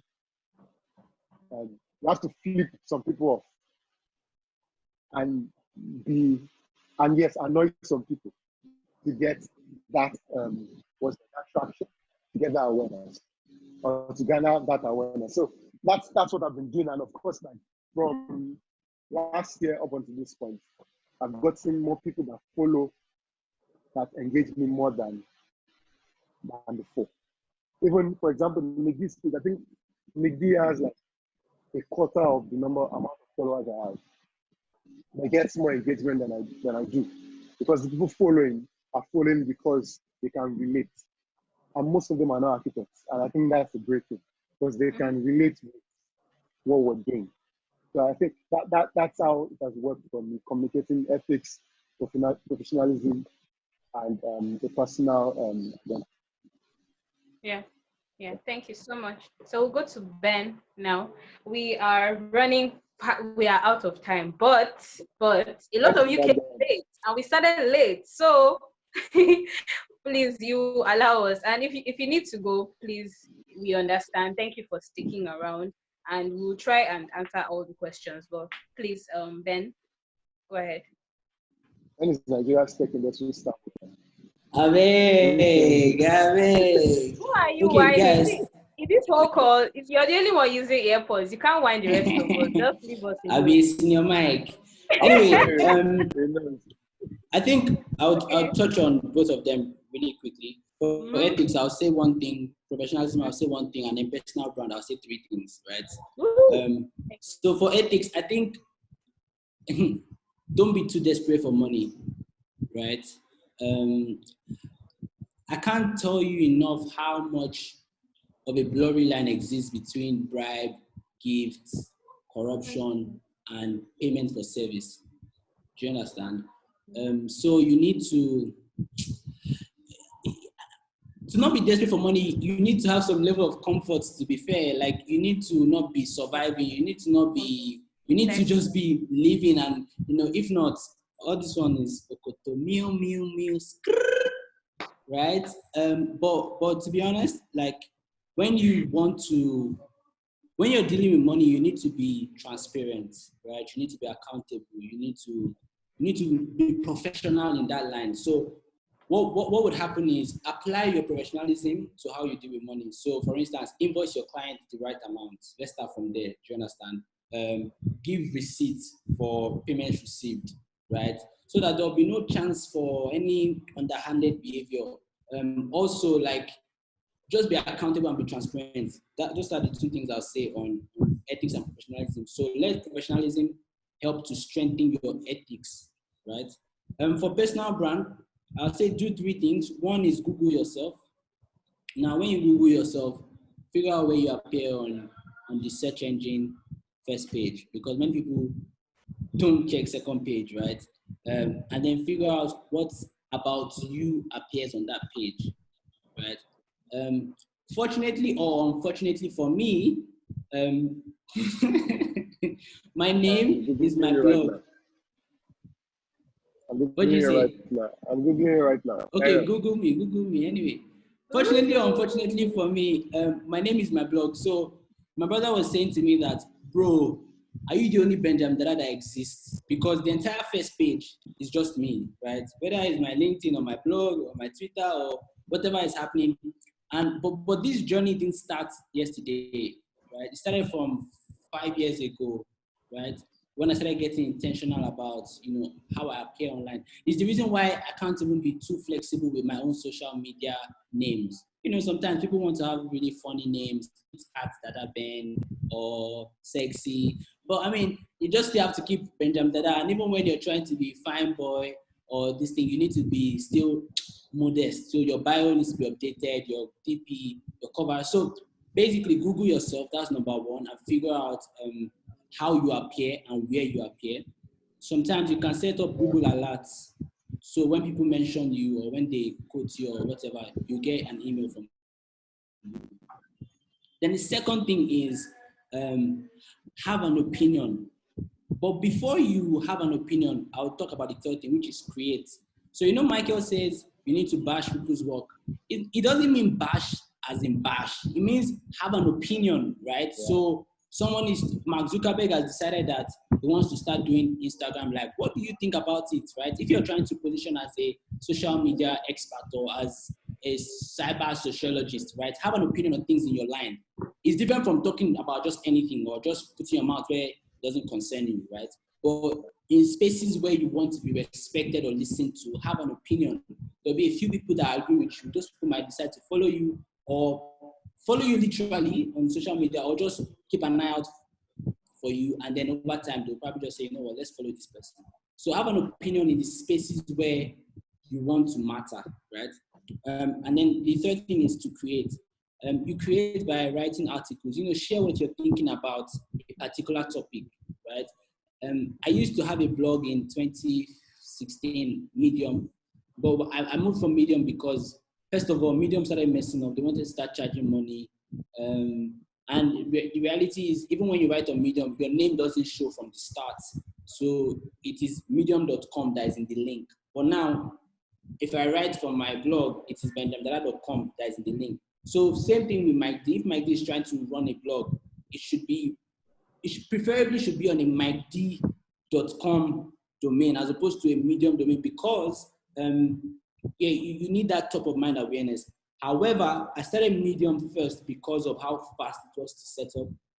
I use that to gather an audience, and then I now move them to my domain.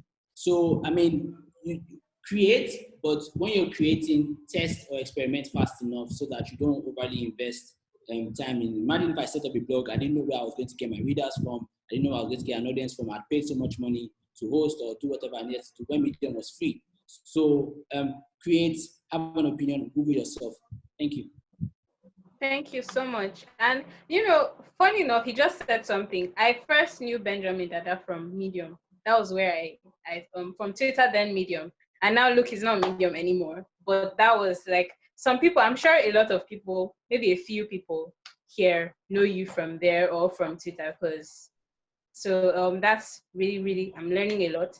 I really hope people are taking notes because this is really, really, really great, really important. So we're going to Miss Lani now. I will turn off my video so I can read the questions people have been sending in, but I'm still up online. I can hear you. So Miss Lani, over to you.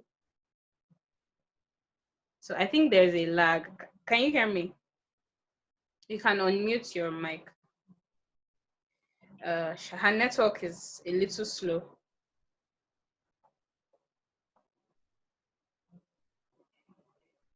Oh, I think maybe you should try to reconnect. Maybe that will help.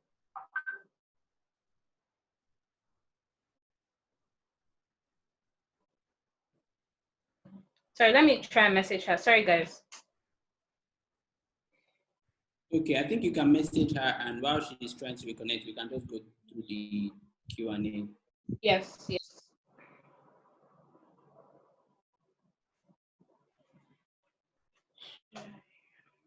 Okay, going to the questions. Pardon me.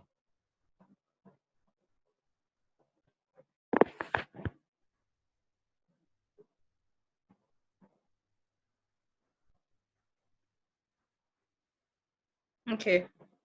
Okay, so Temitope Akinshiko asked, how do you handle artisans that want to take advantage of you in terms of pricing for services?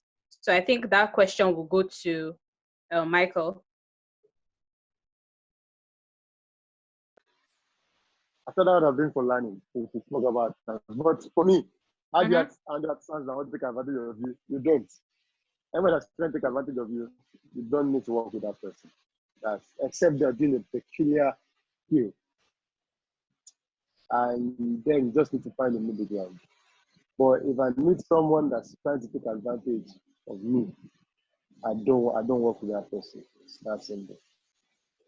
Yeah.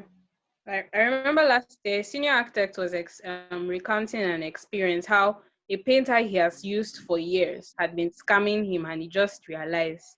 And what the guy was doing was he would probably he would say he needs 4 buckets of paint when actually he needs 2, and then he pocket the money and then come to site with 4 buckets, but in 2 of those buckets is water that is inside, and then he'll do his work and go. And one day he just found like he just opened it, and he was like, wow, this guy, who knows how long this guy has been doing it. So yes, if you realize someone is dishonest, it doesn't matter how good they are, please replace them. Yes.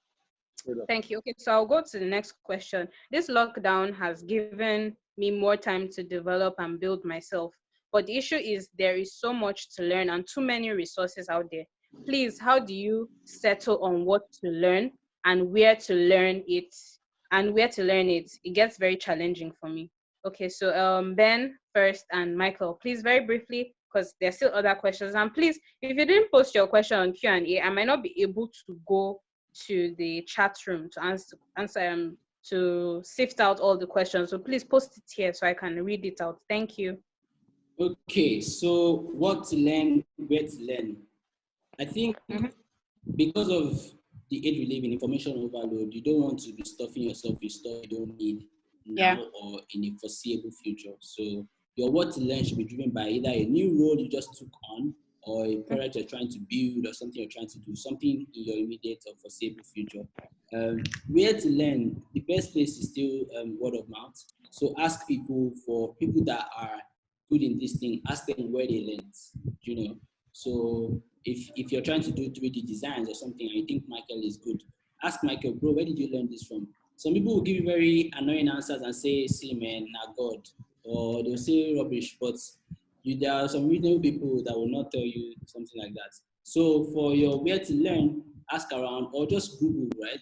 Google about it. So top sites to learn business analytics or stuff like that.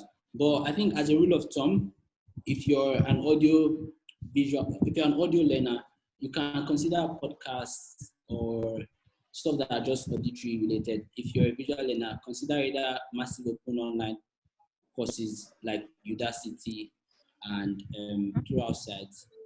And then if you're not looking to pay for a certification or something, there will be something on YouTube for you definitely. But generally, just ask people where they learned and figure out whether it's within reach for you. Thank you. Yeah. Thank you so much. Michael, please, briefly. I think first thing, don't stress yourself. I think there's no pressure on people to learn stuff during this period, to be busy, to carry life on your head. First, don't stress yourself. And I think Benjamin has covered everything. Like the way I learn, I start by doing first. I make the mistake first. That's how I learn. I make the mistake first, especially when I'm using tools and software. I make a mistake. So then there's context for me when I'm searching for stuff. Because I don't want to do the 24 hours or 12 hours tutorial on learning software. I use that 12 hours to practice, make mistakes, and then go look for short videos, 5-10 minutes videos to learn something. That's how I learn software. I know I've tried to do that 24-hour stuff. I tried to do it to learn to code, and I can't get through it. I don't think I've learned anything in my life by starting from scratch with a tutor or online and going to the end. That's personal stuff. So of course, there are different places: Udemy, Coursera, a number of platforms giving out learning courses, and you can learn from Twitter. It's weird, but there's a lot of information out there that people are giving out. Just have the mindset that, just have the learning mindset and follow the right people, and you learn stuff. Yeah, that's it for me. Okay, great. Thank you. So the next question, someone says, how do you go about networking? Hello? How do you go about networking? I think you're asking me. Sorry, let me read verbatim what the person wrote. And so what's the best way to network? The best way to network. Mm-hmm. I don't know. I don't think I'm the best person in this position to answer this. Yeah, Miss Lani have been the best, but she's having connection issues. Or Ben, do you have anything to share? Is it for your architect friends or for just normal people like us? Which architect friends? Everybody, please. Okay. So when it comes to networking, like I was trying to answer someone on the chat, right? Is networking is just building a relationship with somebody, right? Sometimes you have to be willing to accept rejection or initial rejection. So what that means is you can DM somebody that you respect or you want to get acquainted with, and the person will ignore your DMs. That shouldn't stop you. Like that shouldn't make you feel bad. It just means you have a lot of work to do. Do you understand?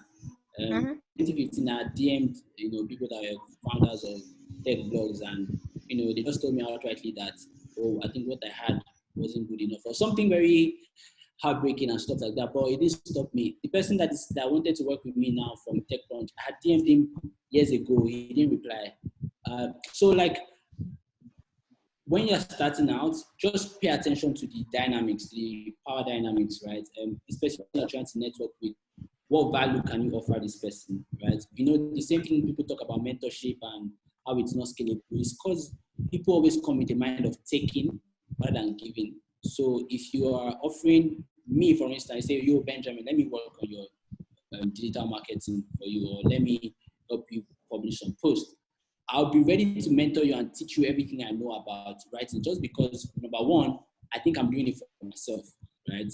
Yeah. I'm trying to make sure that you don't put the post that will embarrass the brand name. So to build a relationship, consider the value you're offering, and then consider other things like other things that require emotional intelligence. So I don't think it's smart enough to just be like, yo, bro, come and mentor me. Even though what that means is this person can look out for you, give you correction, give you feedback. But I feel like you should let it grow. For instance, if I want Michael to mentor me on stuff, I'm not sure I'm going to tell him, Michael, come and mentor me. And this time I'm talking more from like your guys, your colleagues and stuff like that. But I'll just be paying attention to him, reading his stuff. When he puts out something, I can comment, give him feedback. And feedback is a gift. So whether you're younger or older, anybody can give feedback. Do you understand? So just consider the value you're offering, and then go for events, put yourself out there, reply to their tweets or read their books, basically engage with them. Sometimes it will look like a monologue, but over time, it will be a dialogue. So yeah. Okay, great. Thank you. Miss Lani, she's back. Can you hear us?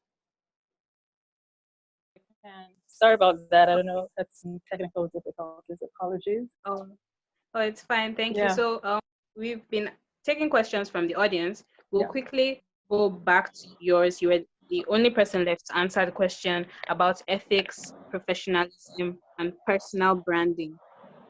Right. I think I basically agree with a lot of the stuff other panelists have already mentioned about that. I think ethics, yeah, be true to yourself, treat people how you want to be treated. It sounds easier said than done, but it is what it is. I think personal branding, I find it to be interesting. I think it's almost kind of become a necessary evil, if that makes sense, in the sense that, so when I started, I didn't even want to include my name in it because I've always kind of liked the idea of sort of being like behind a, you know, successful brand. I've always admired folks like Lakbaja that nobody really knows who he is, but he's done great work. So that's kind of how my initial approach, and I still kind of have that a little bit, to be honest.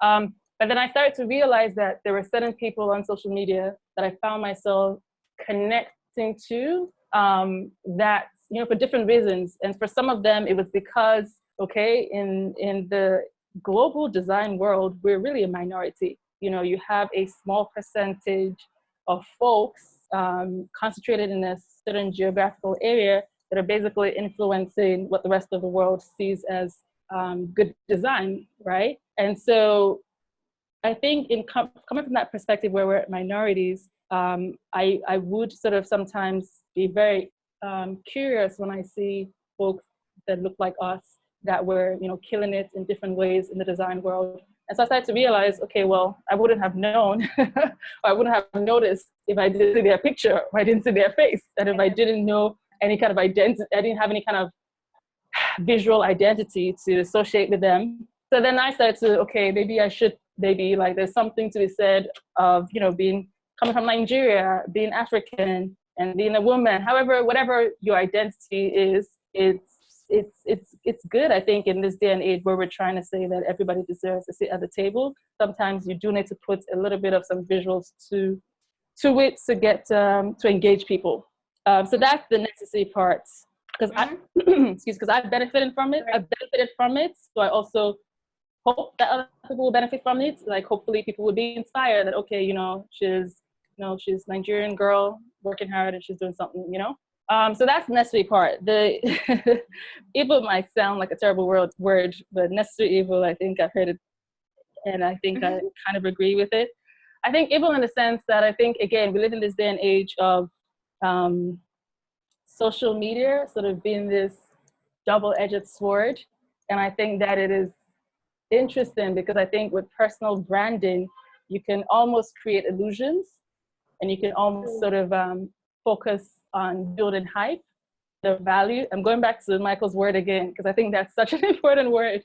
And I think that, again, in our society, we're so obsessed with blowing as opposed to building. And I think that, again, we have all the right tools to equip us to look like we've blown. And I think like social media is one of those tools, right?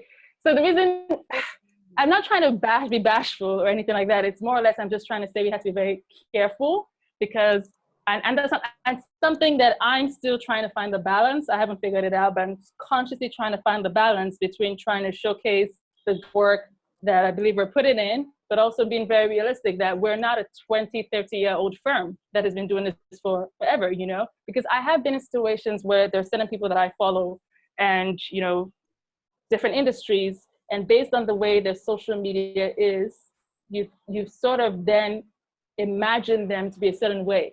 And I've heard other people say that. And then you go to an event or something that they're doing, and you're just like, wow. Like there's a huge disconnect between this marketing, amazing, blah, blah, blah, that they've built and the products, like even just them talking about it in real life, like offline, there's a huge disconnect between the online, beautiful, amazing, well-calculated, just seamless, you know, just projection that they've done.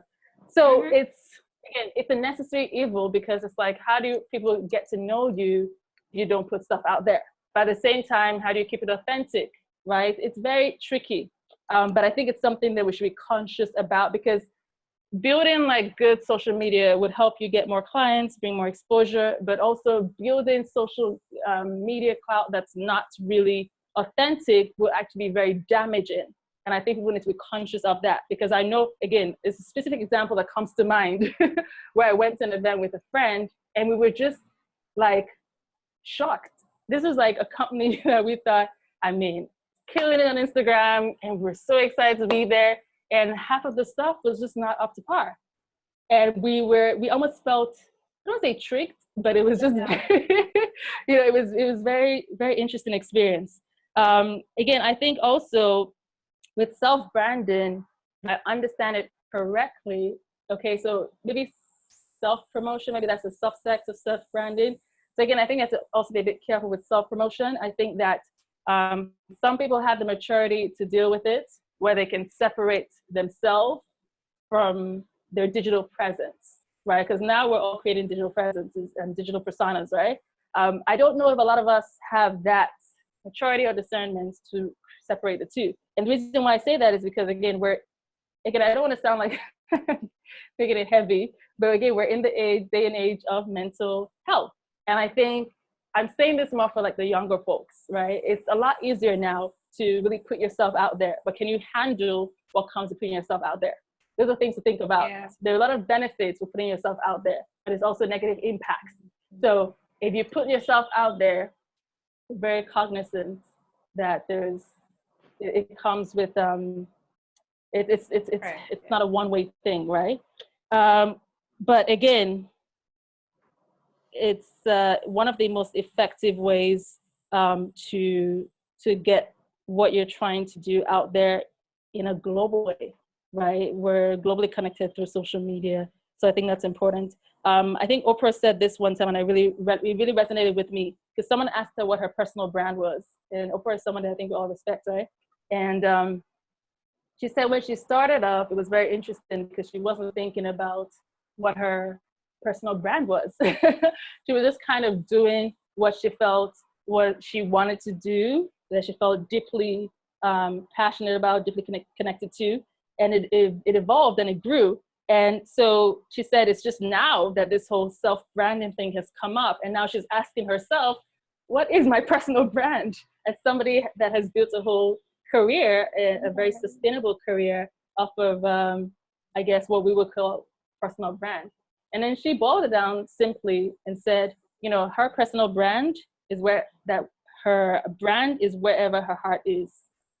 And I think that is a good way of saying, try as much as possible to be authentic. It's a hard balance, right? But I think so I think that's what I believe in. I think that was one of the questions about what you believe in personal brand. I think that's what I would say I believe in, as much as possible, trying to make it as authentic as to what it is I value, but also understanding that things evolve. And so things evolve. It's a journey. Things will evolve as you evolve. That's it. Sorry, I hope that wasn't too long-winded, but sorry again for the technical difficulties, but I was hearing everything and I agree with everything everybody said. So yeah. Yes. Thank you so much. So we're going to, I don't know what we should do now, because we are way past our estimation. So I don't know what should we do? Should we just answer maybe one or two more questions and then go offline, or we try and take all of them and then do, or for example, if we answer just one or two and go offline, we send the questions to the panelists and then they answer and we post it online. Which do we prefer, A or B? Because I don't want to hold you all here hostage. Can the participants answer, please? Because I don't know. We're here for you guys, so we're willing to make the sacrifice, I guess. I haven't seen any answers.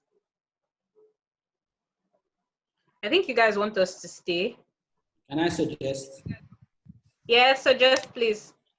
Okay, if we can just look through the questions that apply broadly to everybody, right, and just take one or two, and then the ones that are more targeted, we can send it to the people that need to answer. The speaker. Okay, so for while you were away, someone asked what is the best way to network. can you please share with us? So we're going to be very brief with all our answers.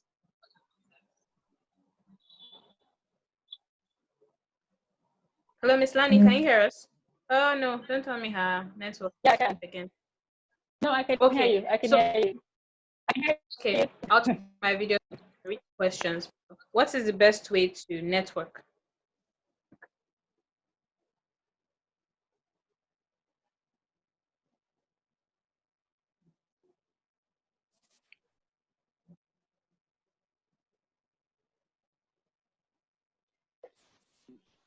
Hello, can you hear us? I think Benjamin. Yeah. Oh no, network is breaking again. Wait, Okay, are let's. you asking this directly or? Okay, I think probably we should move to another person. He's trying to reconnect. Is that fine? Okay, so this question says, how do you handle difficult employees?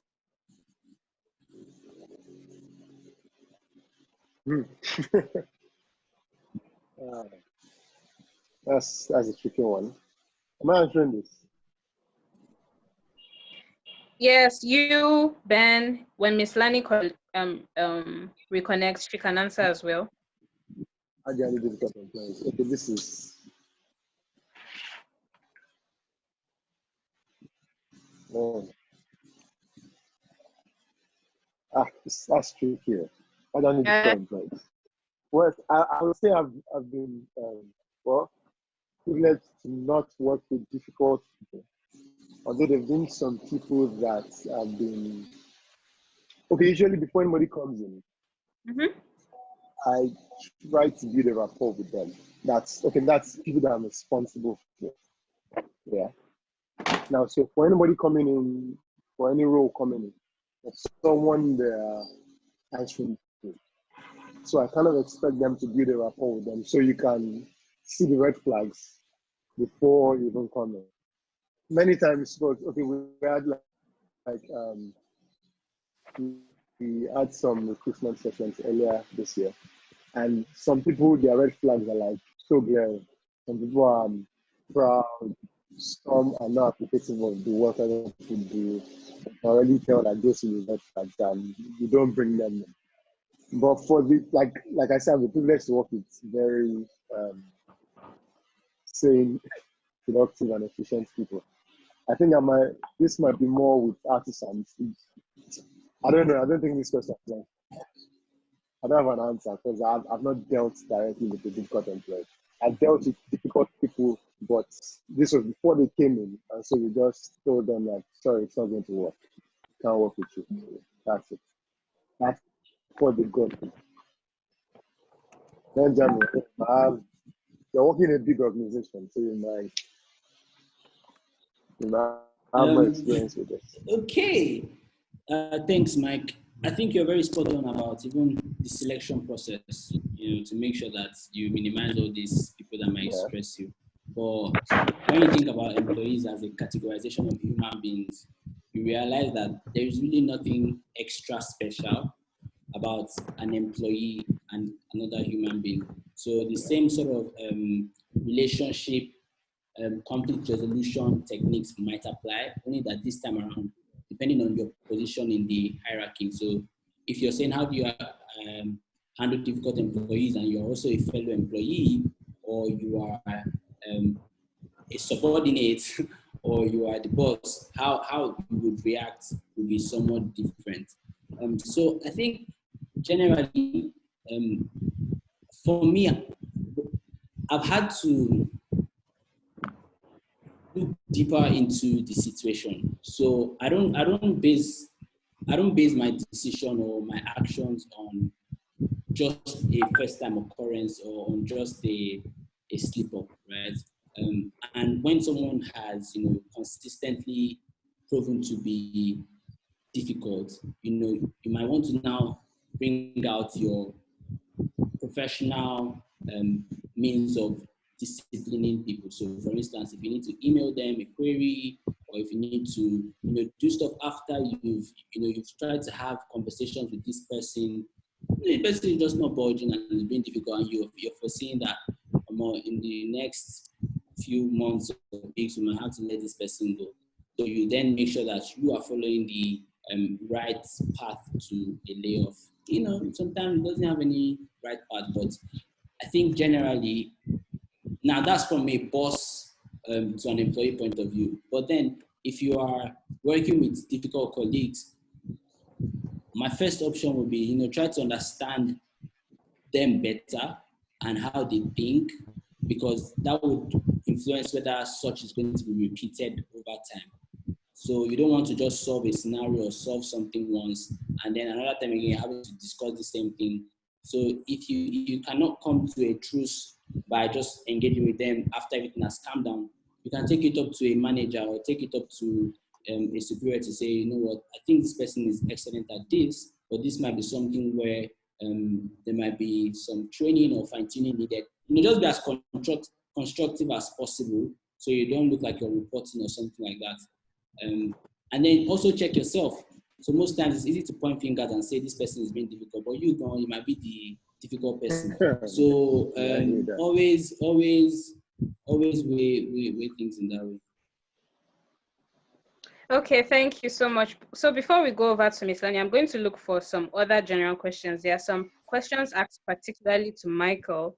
So please, if you're the one who asked the question, we're going to send it to him and he will, I think this is from Mr. Ayode Benga, and another one, I can see another one from someone who has the same surname as me. Okay, so please, we're going to send both of your questions. If you're still listening, we're going to send it to him and we'll post it on our social media. We're really sorry, but we're out of time. So I'm going to go to one of the other general questions, and I think two general questions, and then we'll hand over to Miss Lani so that she would round up all that she was supposed to contribute earlier. So the first one is, experimenting in Nigeria is risky.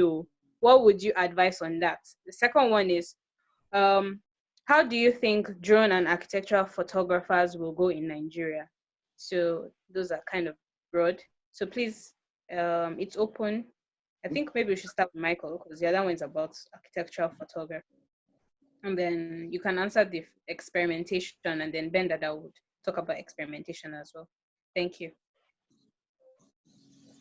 Okay, so experimenting in Nigeria. Well, I think it applies to everywhere. Experimenting everywhere is not.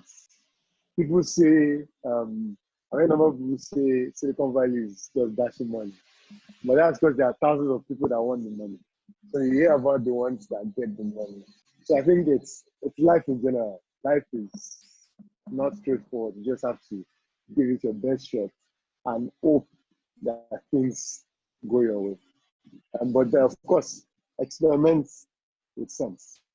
Experiment with sense. That's also like the first thing I tell people is, if you're starting a business and you want to go niche, when you first start, follow the money. Like make the money first. So that means, when you first start, follow the money, make the money. Else you won't be able to. So you have money, you can build a runway, and then when you build to a point of relevance, you can now go niche. So, for example, we started visualization because I was young, I had no experience, and in the construction industry, nobody's going to trust you to build if you haven't built before. So I had to find a middle ground, and that was visualization. That could bring in money in the meantime. And so when we now finish Softcom, like throughout the period of Softcom, I think we focused on Softcom a lot. And then when we launched Softcom, and then we then have a reputation for a company that builds offices, that designs and builds offices. We now started not pivoting, but then started focusing on that niche, that's building the best workplaces. And so now, we've now said, at this point, that's what we're focusing on. And we're not going to do, that's what we're focusing on, and we're not going to, what's the word, bring in as much on the other sectors. So I think first, it's experiments, it's very important, but follow the money first, especially in Nigeria. It's in this period with this crisis, follow the money first. Secondly, drone and architectural photography.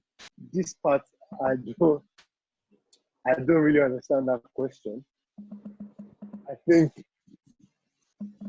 I don't really understand that question.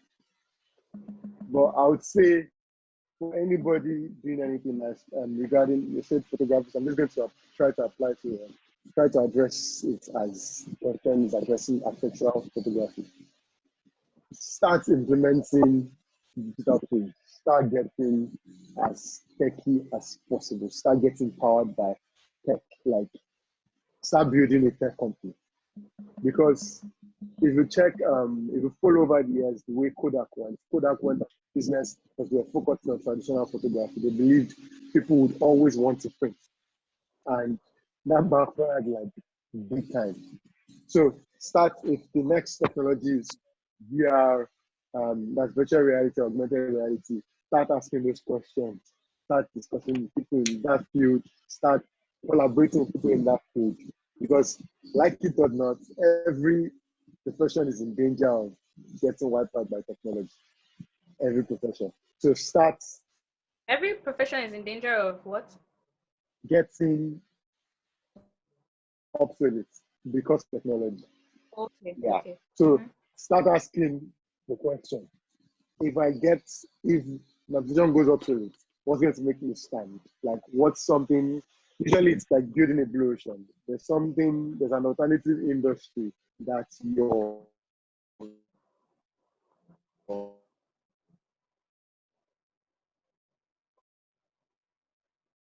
Oh no, network. Okay, I think he's frozen. what's frozen. I'm frozen. Yeah, you were frozen for a bit. Okay, one person like start collaborating with people, speak with people in industries that are flourishing. Right now it's the tech industry. So start talking to the tech industry. That's a number of product designers, content designers are doing that. They're implementing virtual reality, augmented reality. So those are the kinds of things that excite investors. These are the things that ensure that you keep getting capital, you keep your business afloat. So I think that's Okay. what I can say regarding drone and architectural photography. Yeah. Thank you so much. So the questions that were asked to our particular panelists, we'll send that to them personally, and then they will answer and then we'll post online. Someone asked a funny question. I'm sorry, I'm sure she can hear. I'm not going to answer. I'm not going to ask. I'm not going to ask. You message me later, and I'll relay the question on your behalf. So we're trying to be professional. Okay, yes. So Miss Lani, we are coming back to you. You are going to tell us about ethics and professionalism. And then someone asked the question about networking, and I feel you're in the best position to answer that. So we hope that we will be off this call by 5. We have 13 minutes. Yeah. So please share with us, and then we'll thank everybody we have tried. So Miss Lani, over to you, please. Ethics, professionalism, networking. So I think I heard you when you talked about personal branding. So you already you have to unmute. Your speaker is muted. So you have to unmute your speaker. Okay. Can you hear Okay. me? Yes. Yeah, we can hear you now. Okay, great. The button disappeared and it wouldn't let me do it for the longest time. So sorry about that. But I guess now you can hear me, right? Yes. Okay, networking. I think I really like a lot of stuff Benjamin said. I think he mentioned, what did he say? Being engaging is, I think it's something that was really interesting. It might feel like a monologue before it becomes a dialogue. I thought that was really powerful. So I'm gonna just reiterate. I thought that was great. And I think that's really important in networking, understanding that it might not happen right away, right? So people have this idea. Again, a lot of times we can be very, very eager, and we go to all these events trying to learn, but the advice that we're given and everything we're saying and you hear in other events is not to say that it's going to work right away. You know, the idea is like, okay, networking is important. It doesn't mean that if you meet someone, boom, all of a sudden that person is your guy and they're always there for you. No, you have to be able to develop some kind of relationship with them. It might feel very awkward at the beginning. I think Benjamin said something else about giving feedback and stuff. I think everybody likes to get feedback, so that's useful. I think just essentially finding useful ways to engage somebody. I think also actively being connected to events. So the fact that you're already here, I think is good. Being connected to events that are good for causes, or whatever that you're interested in. Just be plugged into the network, show up. I think when you show up, be an active listener, and then follow up. So yeah, that's what I would say for networking. Yeah. And also, like you said, don't just network upwards, network everywhere. I think Issa Rae also says that, but that's besides the point. Okay. I actually can't hear you. But I guess you can hear me. Sorry, my own mic was mute. I was like, this is my computer. I don't know. Just give you all kinds of. Yes, Okay. I think we have been on for a long time, so we're going off very soon. But there was one question we missed when we were trying to resolve your network issues. Sorry. So What which was was what do you do when an artisan is trying to take advantage of you? You know, that kind of question. Sorry, that kind of situation. So it's happened in different situations. One of the more popular situations, you show, like I remember when I was like little metal sculptures that I was making earlier on, I would sort of, show to someone. And at one point I was, which is a bit of a waste of, I was 3D printing at certain points, because I would sketch this stuff, but it sometimes translates to sketch. So I would almost like 3D print to show someone the exact form. So anyways, I remember just giving it to a sketch or trying to relate a concept to an artisan. And they're just looking at it, it's this small thing. So he gave me a prize because first of all, he didn't like it. He even told me, he was even trying to advise me on how I should design it. So I was just like, okay, thank you, try and do this one.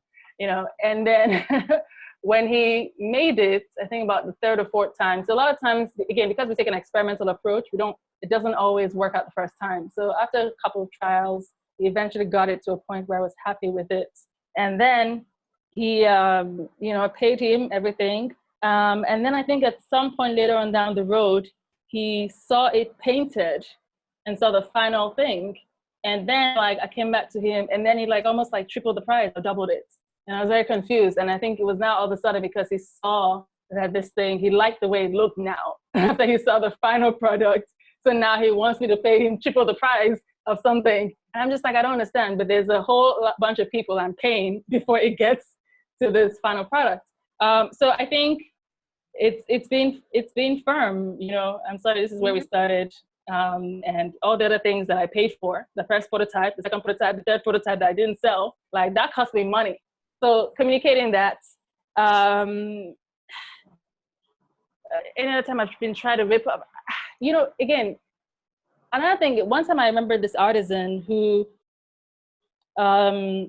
gave me a price for something. I wasn't happy the way he did it. And then I told him to redo it, basically. And then he said that one is a different price. He said perfect job is a different price. And I said, okay, well, for moving forward, if we want to work together, we're going to always start with the perfect job, and we're always going to start with the perfect price, Because I didn't realize that that was a competition. That's the expression. Yeah, okay, so I've definitely had people that try to rip me off in terms of pricing for painting and so forth. And I always find out, because again, I've worked with so many people. So I think you have to be knowledgeable about, prices, first of all. You have to also do your due diligence, know what other people are charging. And then also let them know that you know what's going on. So they just don't look at just some small girl that just showed up. If they know that, okay, you work with this painter, that painter, you go to Owode, you know how much things cost at the metal markets, in Mushi, at the leather markets, whatever it is, you have to know your stuff. When people know your stuff, their eyebrows would actually raise and be like, oh, okay, I can't just do you anyhow. Yeah. Thank you all so much, so much. So please, if your question wasn't asked in the Q&A, if you didn't post your question in the Q&A, please DM us on Instagram. If you follow us, it's just at Micdee Designs, and we will answer the questions and be sure to post it in the coming week by God's grace. Very, very quickly, we have 6 minutes to go. I want us to be off by 5, or not before 5. So I like small practical steps. So we've said a lot, and I'm sure people have been taking notes. Some people might have had their recording screen recorders on or voice recorders on. But can you give, like, in 2 sentences, practical advice that people, as your final remarks, practical advice that people can start doing right away from today or tomorrow or whenever? Thank you. So final remarks, and then we will thank everybody and we'll call it a day. So who's going first? My boss. Boss, please first. Or do you want to do vote of thanks at the end? No, fine. So, okay, please go first. I say first, don't go online asking people what do you use, what software do you use. I think it's an excuse to not do anything. Just start with what you have. Start with, if you're professional, if you are a writer, start putting stuff out there. Thank you. You've said one, just start. That's one sentence down. Start putting stuff out there. I talk about your process. Talk about the value what you're doing brings to the table. That's all. Just start, put stuff out there. Talk about your process and your value. Beautiful. Thank you. Benjamin, please. Sorry. Sorry?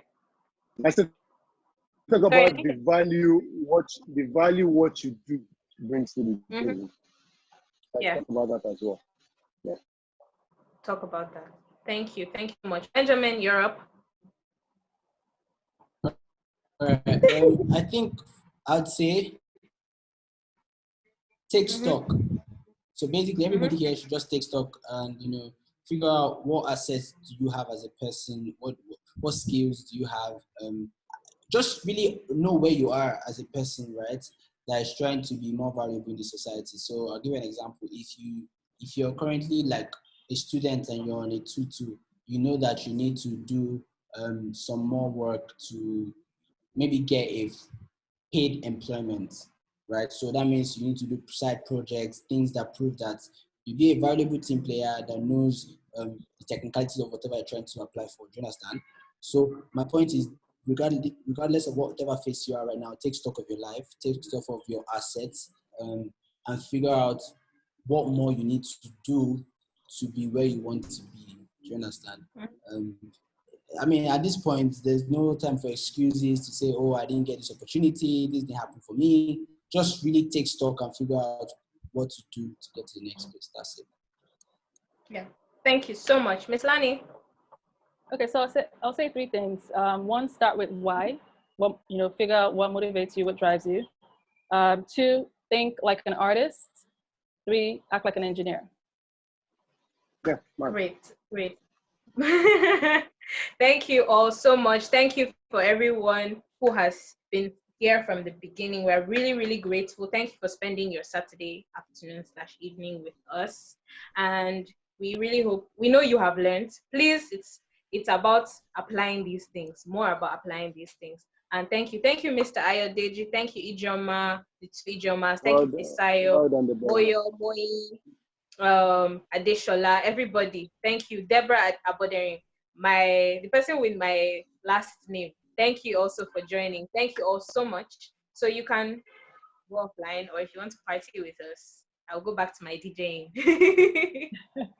Okay. Thank you, Temi. Thank you guys so much for having me. Bye. Thank you. We're really, really grateful. Thank you, Lani. Thank you, Debbie. Thanks for inviting me, all of you guys. Great to learn from you guys too.